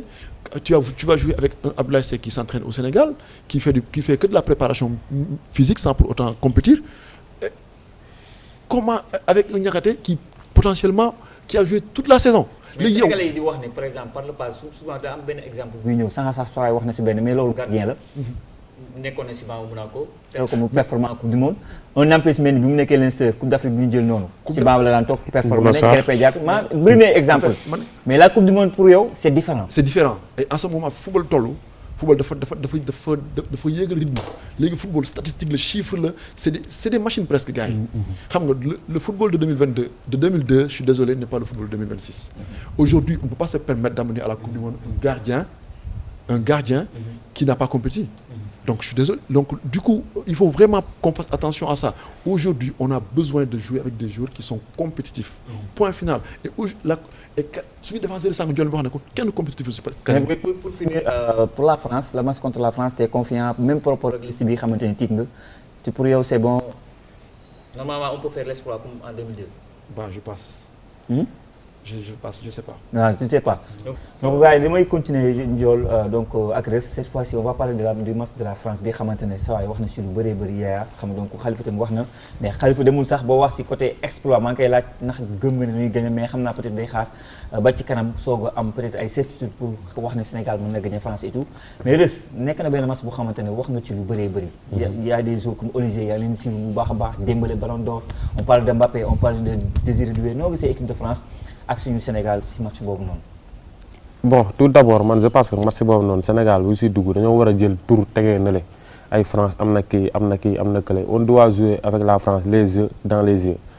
France dañoo war a ñëw ne ko saa yi bu ma la gañewul doo ma gañe tegal ko bakken tegal ko bandi yaa ngi comprendre. C'est vrai nag dañu ko war a jox respect parce que c'est le favori de la compétition comme ni ko yaa waxee ko yëpp 3 finales si les 5 dernières éditions loolu c'est énorme. C'est énorme vraiment ñaari finale consécutif loolu tamit c'est pas n'importe qui France adversaire bu dëgër la adversaire bu costaud la mais on est le Sénégal quand même 2 champions d'Afrique ak potentiel bi ñu am joueurs yi am ñun championnat suñuy joueurs yi championnat yi ñuy joué fa la joueurs français yi di joué ay Premier League lañ nekk Ligue 1 Liga di def ay performance Pape Gueye gisoo ñu ne c'est le meilleur africain en Liga. Lamine Camara gis nga performance yi muy def en Ligue 1 gis nga ay ñoom Gana Gueye Iliman Ndiaye ñoom ñëpp ñoo ngi Premier League di évoluer El Hadji Malick Diouf même si que wàcc na gis nga performance yi mu def ak West Ham benn latéral gauche première saison nga am 7 passes décisives tu vois donc ça veut dire que ñun suñu joueurs yi am nañ niveau am nañ tamit aura boo xam ne war nañ mën a jàkkaarloog joueurs France yi jouer ak ñoom les yeux dans les yeux. mais boo déggee kii nii njool mi mu la wax sànq. njool mi waaw dañ ne ay bras cassés la ñu am maanaam suñu défense bras cassés la nga jël les meilleurs attaquants. non Mohamed en fait bon moo tax affaire bi c'est un match tactique c'est à Pape Thiaw de mettre les hommes qu'il faut à la place qu'il faut. Pape Thiaw bu mu la bett mu ñëw tegal la 3 défenseurs on sait jamais mën na tegal 3 défenseurs tegal la piston. parce que Malick mën na jouer piston Krépin mën na jouer piston on sait jamais mën na tegal 4-3-3 mën na teg 4-2 c'est à lui de voir nan lay préparer match bi donc match bi je pense que match d'orgueil la tey jii les binationaux français lii seen match la ku si mën ni benn Ibrahima Mbaye match bi da ko war a jël match à cœur la ku si mën ni ay Habib Diarra ay mam Koulibaly mii xaw ma mais Koulibaly je pense pas que dina jouer match bi Pape Thiaw je pense que bu tegee Koulibaly dina teg énorme erreur la parce que mënuma comprendre yow joueur ñu ne dafa blessé ba sa course ne mësul gis blessure bu toll ni noonu nga war a am adversaire bu toll ni France teg ko titulaire loolu c'est incompréhensible Pape Thiaw je pense que surtout que 2 matchs yi gën a mujjee yi gën a ëpp solo muy demi-finale bi finale Coupe d'Afrique. waaw on a gagné la CAN sans lui même si que sax au début moo ngi fi woon leader la et tout ça mais à partir des demi-finales contre Égypte et finale il n'était pas là. Donc on a gagné la CAN avec Mamadou Sarr donc pourquoi pas je sais pas Mamadou Sarr lay doon wala Moustapha Mbow lay doon moo tax ma ne la mën na nekk défense à 3 parce que Koulibaly bu fa nekkul mën nga jouer avec Mbow Sarr Niakhaté bon on sait pas wala Antoine Mendy tamit peut-être moom tamit mën na jouer axe droit on verra daal la Pape Thiaw di teg baal bu ñu waxee moom Antoine Mendy nga moom baal ngay def bàyyi ma continuer donc match boobu noonu je pense que moo ñuy dugal ci compétition bi su fekkee ne dañoo ñëw ci compétition bi pour nekk figurant dina leer wala dafa ñëw pour def dara pour marquer notre propre histoire ci coupe du monde comme ni ko Maroc defee Maroc exemple la Maroc coupe du monde bi passé dafa ñëw dóor ay Espagne Portugal jouer ak équipe bi les yeux dans les yeux complexé wuñu benn yoon di football ba France mi ngi koy éliminer dafa jouer ak France match bu metti donc ñun boobu la yaa ngi wax les yeux dans les yeux les yeux dans les yeux les yeux dans les yeux maanaam mais pourquoi pas man yow da nga bëgg ñu taseeg France taxaw suñuy camp di défendre di ko contrer loolu nga bëgg même si que sax loolu sax système la tactique la ku nekk ak ni ngay jouer match mais man dama bëgg bu ñuy jouer ak France comme match contre Angleterre match référence la Angleterre dañoo jouer ak moom à Nottingham kii il était présent xam nga li may wax peut-être yow mi nekkoon physiquement ci stade bi xam nga li may wax dañoo jouer ak moom les yeux dans les yeux seen biir dëkk seen biir stade ñu football ak ñoom dóor leen donc contre France bii nii dañoo war a jouer ak ñoom li may wax moom laay waxaat temps yëpp maa ngi koy wax de dañoo war a jouer ak ñoom les yeux dans les yeux France je pense que à part attaque ëppale wuñu dara tu vois man j'ai rien à envier awma lu ma leen di envier même si am nañ benn Olise benn Mbappé mais man gëm naa samay talent am naa benn Pape Gueye benn Lamine Camara am naa benn Jackson même si que sax il joue pas régulièrement am naa benn Sadio Mané légende la tu vois France man gëm naa ne lu mu am naa ko donc dañoo war a jouer ak ñoom bon amul complexe sans pression mais tamit dañ leen war a jox respect cër que ñoom favori lañ ci compétition bi mais tamit du tax ñu leen di complexé ci benn yoon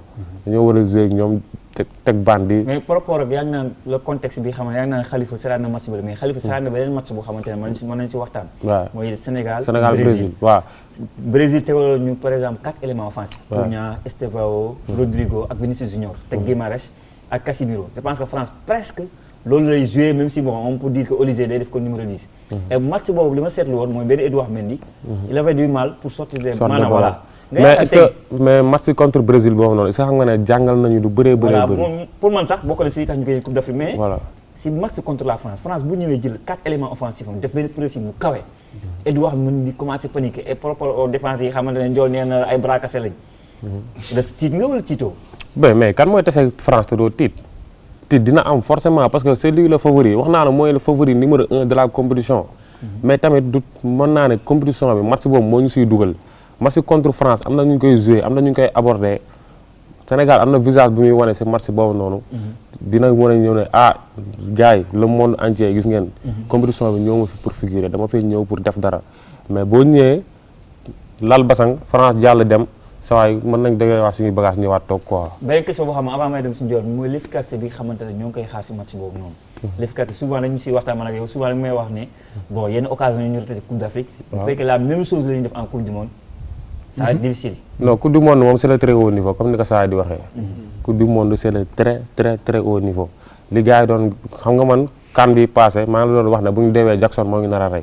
man damay tudd tur directement amul problème. mais Jackson aussi xam nga am nañ ñun ñaa am na benn information buy wax ne Jackson nee na. xam na Upamecano. waaw moo ñu ko wax directement les yeux dans les yeux. mais léegi bu fekkee ne xam na Upamecano ba bu amee 4 occasions raté 3 dugal benn loolu dañoo la match de. match am na genre match yoo xam ne final nga koy jàppee. occasion yëpp occasion en or la war a doon. France moindre erreur loo ko may virgule boo ko may da koy dugal. donc ñun tamit occasion bu ñu am dañoo war a def le tout ba dugal suñu occasion jéem a gérer suñu match. donc je pense que match boobu noonu match détail la match tactique la coach yi ku nekk xool bataille la quoi on verra nu mu demee.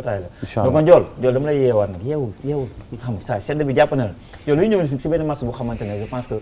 xam nga donc sénégalais yi jamono bi ñu moom la ñuy waxtaanee Sénégal France xam nga mais yow su ma la déggee bu fekkoon yow laay déglu dama naan coupe du monde du ma ko seetaan damay toog suñu kër bañ a seetaan coupe du monde non personnellement boo ne ma par exemple ay bras cassés rek nga am nga limal ma sama défense bi yëpp nga def leen ay bras cassés ma war a dee ak Olivier non ma war a dee ak Olysée war a dee ak Dembélé man sama xel war a dal man tiital mu ma te match bi commencé ko bon man déjà bokkuma ak gars yi angle de vision man li res wax Khalifa ak Dia man du ma ànd ak ñoom ci loolu déjà la France n'est pas favori France du favori du favori si match boobu France du favori dafa jël coupe du monde bi passé jëlu ko maa final daa tax nga jël France boo ko booyoon ak Espagne suba da koy rey Espagne da koy dóor ba mu tëdd mais Sénégal lañu non Ndiol bi je suis désolé mais Espagne moo gën a nekk favori que France. léegi France nu mu nekk favori daa jël coupe du monde bi passé mais moo ko tegle 2 fois finaliste. waaye luy finaliste mu kan moo ko jël Argentine. léegi la moo tax tudd Argentine comme favori mais Argentine si favori la mais gars yi qu'on se dise la vérité quand même.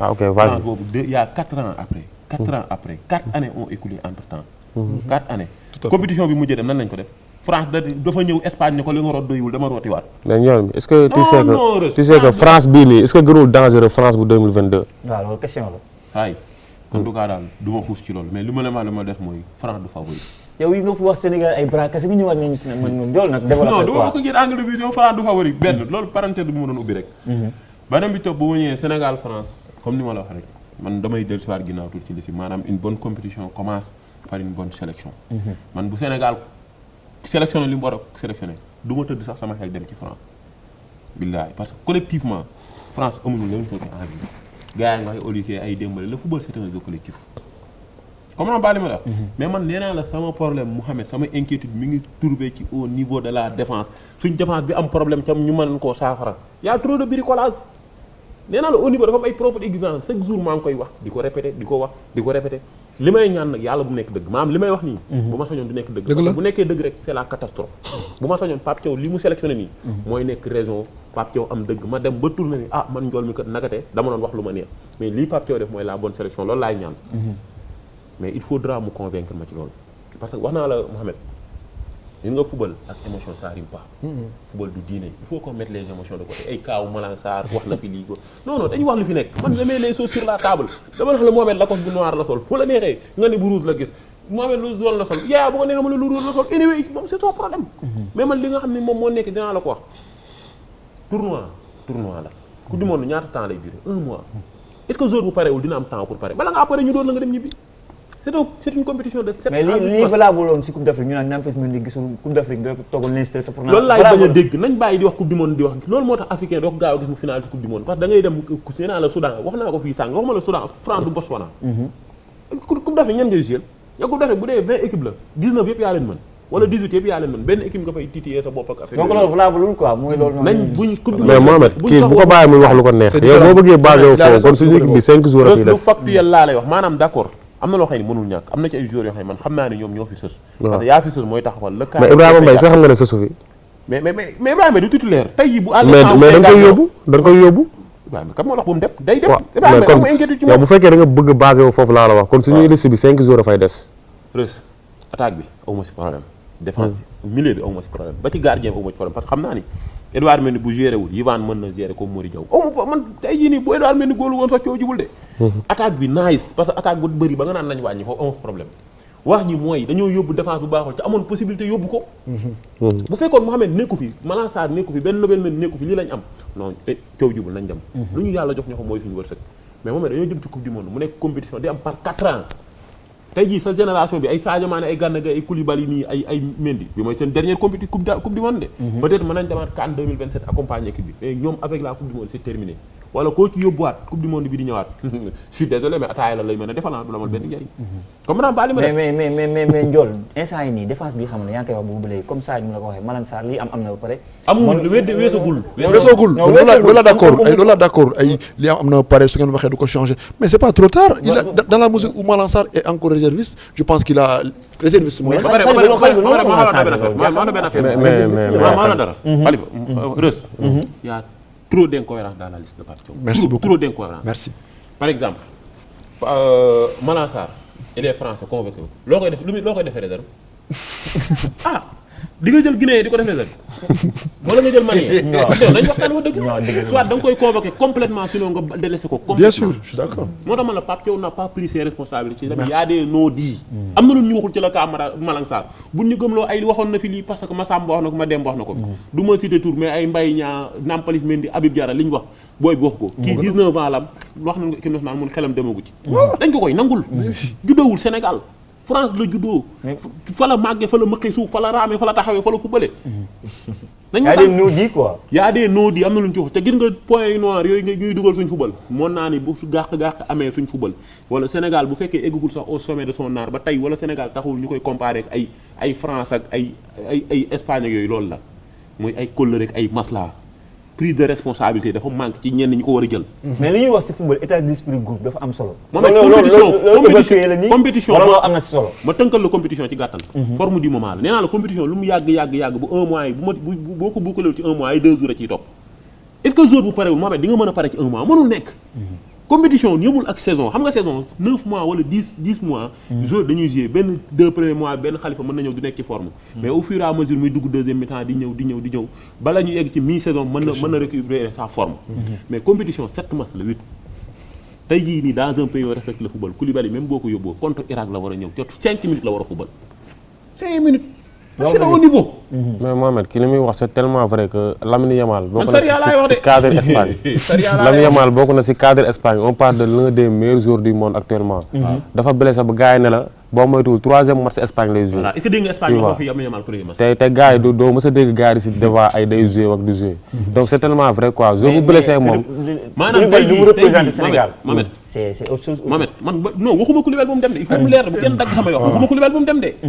bu mu dem de mais warul titulaire. ba pare dafa am ñeneen ñu waroon dem même bu fekkee Koulibaly day dem Malang Sarr dafa waroon dem maanaam du question ci côté défense bi rek côté latéral bi déjà bu fekkee charia rek la ñuy wax.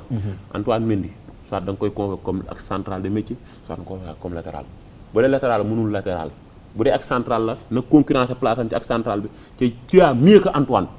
ah bon waaye Mohamed au niveau ñun seetaan nañ Antoine contre Brésil bi la gars yi defee pressing au mënul def sortie de balle. non. France day dal sa kaw mais loolu Brésil la tamit quoi. France day dal sa kaw. Brésil bi ko France mujjee jàpp nan la ko dan ko li nga root doyul dama rootiwaat. gars yi dañuy dal sa kaw pour cela tu as besoin des joueurs yoo xam ne dañuy outiller techniquement. boo leen sëppee ñu mën a def sortie de balle. Antoine n'est pas technique.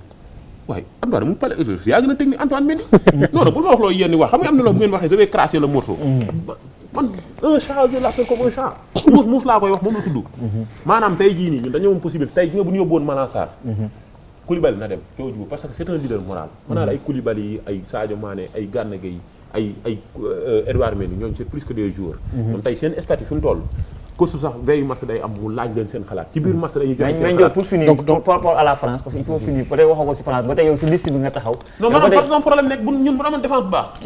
ñoo mën France. moo tax ma bëgg laaj benn affaire njool mi rek nga baal ma njool mi donc du coup man parce que bokkuma ak yow vision ci côté boobu bokk naa ak yow vision mais partiellement mais je veux dire si tu penses que ne un jour qu'on soupçonne fan nga bokkul ak man vision. mooy fi nga ne mën nañu yóbbu enfin encore une fois bëgguma sama yaa ngi wax sànq bu kenn dagg samay wax bëgguma samay wax ñu mal interprété ko man un Kalidou Koulibaly en forme je l'amène 10 fois les yeux fermés mais un Kalidou Koulibaly boo xam ne ñi ngi naan dafa blessé blessure boo xam ne dafa bizarre man personnellement pour man yóbbu ko am c'est pas cohérent mais yow donc du coup à partir du moment où nga bëgg ko yóbbu dans la pour yow parce que prétextant que c'est un parce que bëgguma équipe warul am ay intouchable équipe football la ñu wax performance point final léegi yow nga ne mën nga ko yóbbu parce que c'est un leader moral dans ce cas kan ngay génne man pour man à partir de ce moment là rek nga wax leader moral sentiment dugg na émotion non pas ça non Khalifa damay ñëw ci match la France Koulibaly nga le match contre la France dégg naa Yaya wax ci dégg naa Rës wax ci ci gars yi wax noonu du loolu de sa compétition mi ngi soo commencé contre Norvège contre France match guerre la match jixaat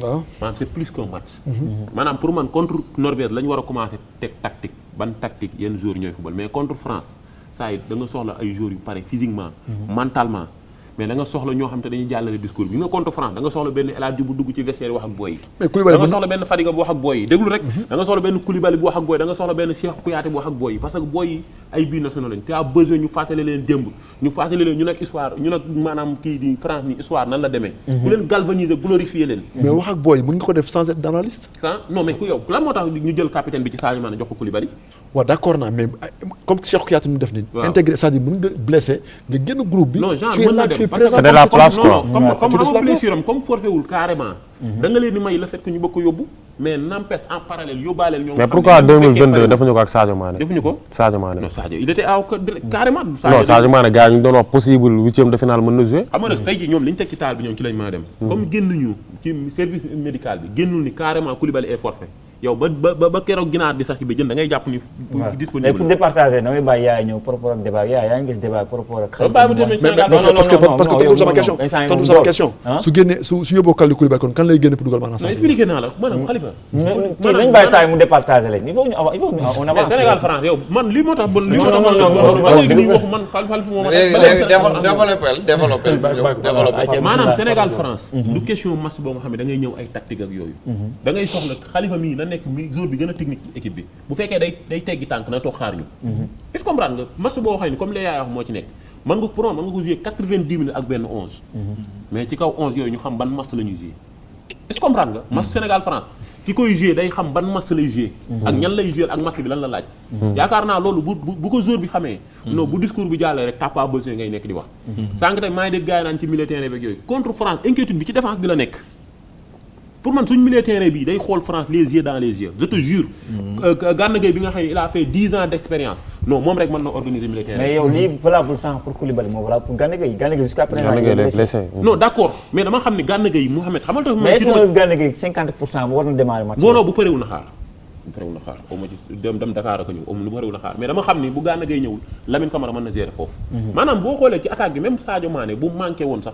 am nga ay joueurs yoo xam ne mën nañ gérer mais sama problème mooy de sa défense bii li fi nekk da ngay mbiiloo mbaaloo mënuñu marqué attaque bu France bi yàlla moo ñu mën a suturaal nag ci match boobu mën nañ ci génn de mën nañ ci génn mais ci sutura suñ borom kese mais bu fekkee ci performance la ñu basé ak ci talent nii forme du moment non Mohamed France va nous marcher dessus je te jure donc ça Yaya ñu ñëwaat xam nga donc il faut ñu dem sur le deuxième match contre la Norvège mais par rapport au débat ñoom ñaar boo neexee bu fekkee dañu doon partager kii muy wax ci Koulibaly gëdd bi mu am këli saa gëdd bi lay wax ak esprit bi ak importance de pour ce match-là. Comme je l'ai dit au début, Koulibaly est un leader, il reste un leader.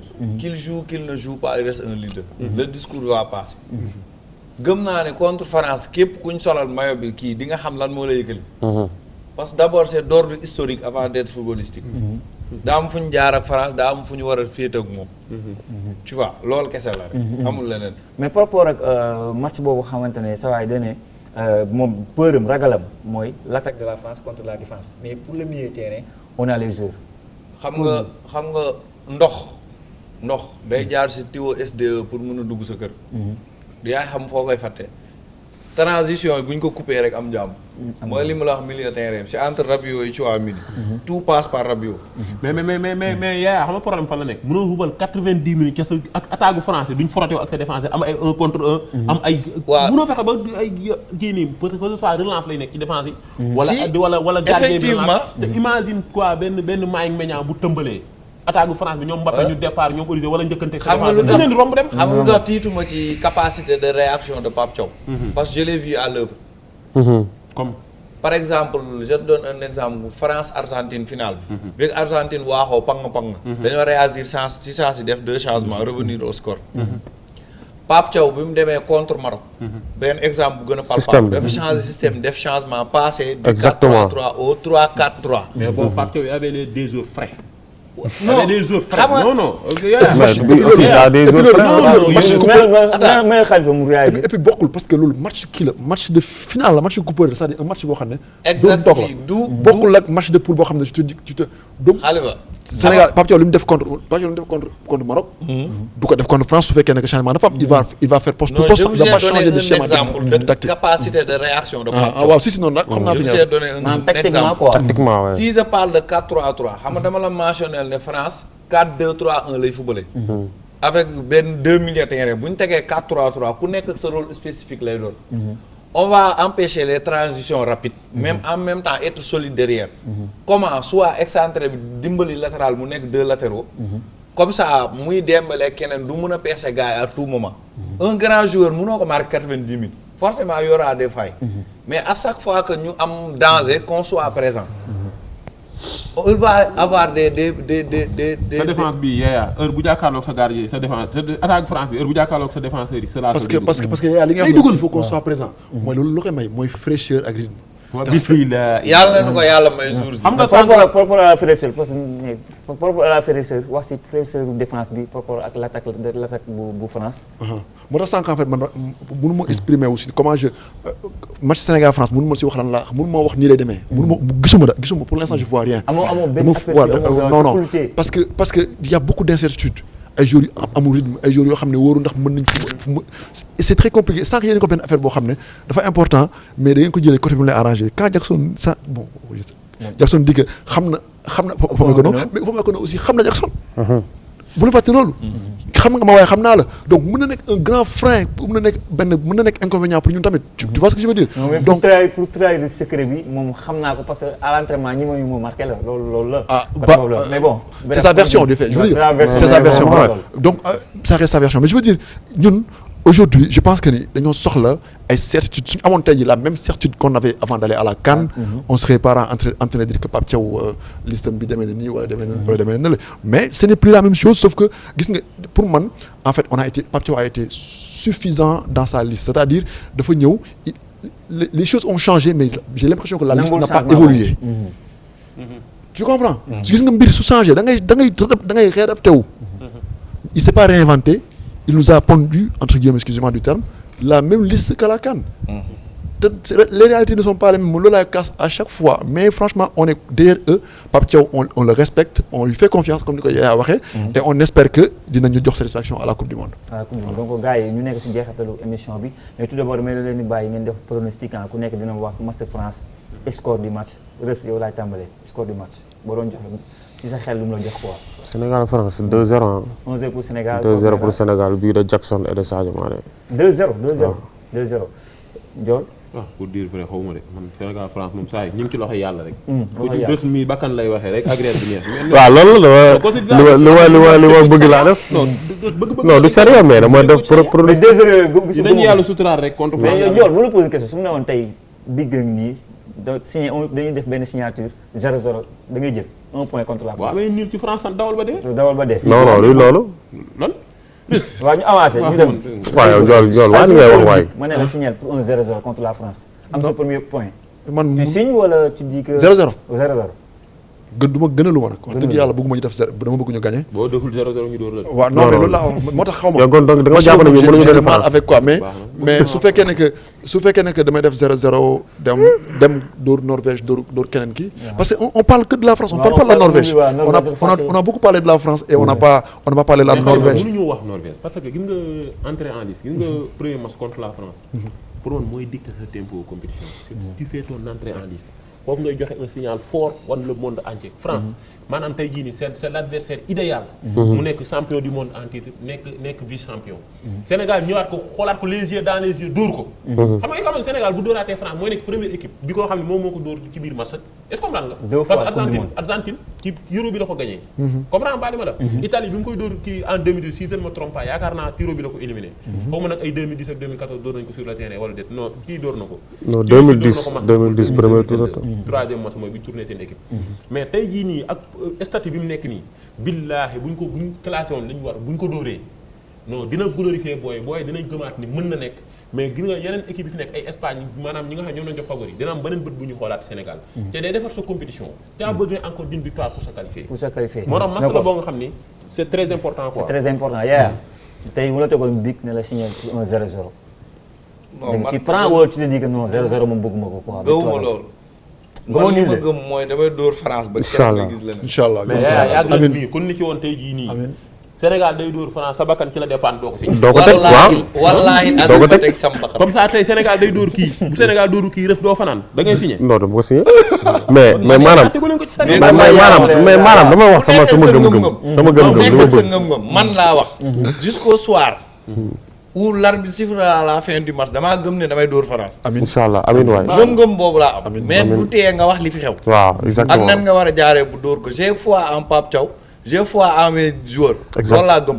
exact gëwuma leneen damay dóor France loolu laa gëm. damay dóor Norvège damay niil ak Irak loolu laa gëm ma jël pay. amiin incha allah te damay dem jëli coupe du monde bi loolu laa gëm. yàlla na demee noonu. yàlla na demee noonu amiin donc gars yi ça a été un plaisir xam nga ñu nekk si jeexitalu émission damay bàyyi gars yi tàggatoo mais tout d'abord xam nga ko damay jox tey yaay suñu doyen Khalifa donc damay bàyyi rek xam nga ko pour tàggatoo bi ak émission bi ni ñu koy gisee. voilà donc di wax rek ne que franchement c'était un bon moment qu'on a passé ensemble c'était convivial et puis waxtaan bi amoon tuuti démocratie. dégg ku nekk bàyyi nga sa morom moo wax nangul nga ko xam-xamam tamit. donc di leen jaajëfal yéen ñëpp yéen ñi ma bokkal plateau bi. et puis di jaajëfal aussi ñi nga xam ne ñoo nekk ci équipe technique bi ñi nga xam ne ñoo nekk depuis sànq di faire en sorte que émission bi nekk se passe dans de bonnes conditions. Franchement merci beaucoup c'était vraiment agréable et je pense que j'espère que ça sera pas la dernière fois en tout cas. Inch'Allah waaw di big up ñëpp di wax ne c'était un plaisir de partager le plateau ak gars yi c'était la première fois. muy Khalifa Ndiol mi ak Reus c'est la première fois que ñuy toog bokk plateau ainsi que yow mii. c'est un plaisir ndax ku nekk waxtaan xam-xam ngay waxtaan. xam-xam rek a fi génn ku nekk sa xalaat ngay wax mën nañ embrouillé wu nag ku nekk yuuxu fii xam nga moom yaa ma gën a xam moom sariya bi moom lay génne ñun mën nañ maslaxa mais moom sariya la juste pour dire que ñu ngi big up équipe technique beeg ñëpp ñu ñuy seetaan di leen wax ne comme Khalifa nu nga j'espère que ça sera pas la dernière fois dinañ mën a dañëwaat gën a waxtaan ci xam-xam gën a waxtaan donc Ndiol émission bi noo ko gisee bon di santaat ñëpp di gërëmaan ñëpp vraiment di nuyu co-débatteur yi Khalifa ça fait toujours plaisir moom suñu waay la Yaya aussi tamit di un vrai connaisseur moom buy développé ci football rek dangay xam ni ndaanaa nay wax quoi Reus aussi tamit comme ni nga ko waxee l'influenceur qui monte en puissance xam nga borom Tanger fan xale yu jigéen yi xam nga Reus moom ça se passe en Tanger reste à Tanger d'accord mais il faut aussi saluer kii nu mu tudd les hommes de l'ombre ñoom ñu ne si ginnaaw mën naa ni tey jii bul feccum liir neexee comme ni ko olof di waxee nday jaa jàpp ca loxo yi tey émission bi yàlla dañuy espérer am nañ njort ko ni day baax mais nu mu mënti mel nañ xam ne ñoom la ñoom gis nañ def nañ ci yéene gis def nañ ci envie def nañ ci sacrifice maanaam ñu ngi koy def ak yéene quoi man loolu mettre ñu à l'aise gis nga ni ñu décorer plateau bi macha allah c'est du très haut niveau gars yi waxtaan nañ xam nga xam-xam génn na fi beneen bi stop na gars yi comprendre que ni léegi ñuy wax ni suñ xalaatu bopp la ñun mënuñu am lu ëpp Sénégal mënuñu am lu ñu gën a Sénégal wax nag bu jubee suñ borom la lépp loo nga xam ne jub na ci xam ne suñ borom la du ci ñàkk mat ñu xam ne ay doomu aadama kese lañ mais encore une fois ça change pas yàlla nañu yàlla suturaal ci coupe du monde bi mais Sénégal bu yóbboon 26 ginaar dañuy am nekk ci ginnaaw 26 ginaar mais dafa fekk ni bu dëgg jotee dañ koy teg ci table ji wax ci li nga xam mooy suñ point de vue loo nga xam ne jub na ci nag wala ñu ko waxee neexu leen ngeen xam ne encore une fois ay nit lañ ngeen jégal ñu ko di sant bu baax a baax suñu ay famille di santaat gars yi bu baax a baax di leen wax ne à la prochaine inchallah à la prochaine donc Reus l'influenceur qui monte ak puissance Mohamed merci beaucoup di remercier ñëpp di remercier les hommes de l'ombre comme ni ko ñoom mi waxee waa régie les caméramans et tout ça di remercier bu baax Khalifa di ko remercier waat di ko remercier 1000 fois. tu vois yéen je parle sous votre contrôle. mu nekk koo xam ne yàgg nañu taxaw depuis CAN bi Tanger avant CAN bi et tout ça. voilà di la remercier si geste boobu quoi. ça fait l'occasion loo xam ne ñu toog wax ko devant tout le monde. nit moom bu la defaree lu baax da nga koy wax quoi. taxaw nga ñu si moment yu difficile. waaw génn nga ñu si multi fois. di la si remercier nga nekk suñu grand bu baax di ñu woo tout le temps. li la si fekk ni yëpp mënoon nañ si bañ fekk quoi di la remercier encore une fois et yaa aussi mu nekk benn saa yi moom dama koy seetaan tout le temps quoi moom mën naa passer sama temps bi di ko seetaan parce que damay jàngal lu bëri quoi ñun moom dañuy nekk si affaire yi dañuy gëstu rek xam-xam bi sax des na tuuti mais si ñoom la ñuy mottale ko lu bëri saa yi moom sax waxee la du ma ko may dara donc moom classique wala Mouhamed moom waaw mën naa ne sama jumeau quoi donc di remercier ñëpp di wax ne concept bi nice na di wax gars yi beneen yoon si beneen rendez-vous rek di remercier waa famille bi sama gars yi naar yi waa France Free Life et tout ça sama gars yi yëpp di wax gars yi ba si beneen épisode incha allah. donc gars yi ça a été un plaisir tey émission bi waxtaan nañu actualité waxtaan nañu coupe du monde bi xamante ne war na am fële ci États-Unis en espérant que Sénégal def exploit bi xamante ne defoon na ko 2002 gagner la France mais tout mooy kontaan aussi de remercier donc. débat bi neex na trop que ça soit yaa artiste la comme ça yi ni mu koy waxee man dama koy sàmm bu baax a baax que ça soit non Khalifa moom dama koy remercier dama koy beral loxo parce que Khalifa donc comme ni ko Rës waxee fekk nañu ay situation Maroc xam nga donc c'est pas évident ay jeunes jóge fii dem Maroc demal seen bopp benn Khalifa ñëw jàppale la accompagner la dooleel la Rës mën na wax loolu Ndiol mën na wax loolu donc dañ koy remercier bu baax a baax lépp lu xamante ne bëgg nga suñu borom defal la ko bu baax a baax donc remercier Ndiol mi remercier Rës et tout franchement ça a été un plaisir di remercier tamit ñi nekk ci régie bi ñi nekk ci ginnaaw travail de l'ombre bi mooy ay Kanté ñi nga xam ne ça dañ lay liggéeyal ay Busquets la ñu xam ne lay liggéeyal te kaay yi duñ ko gis donc bu rafetee ñoom la donc ñoo leen sant di leen gërëm di leen wax ba beneen. Merci.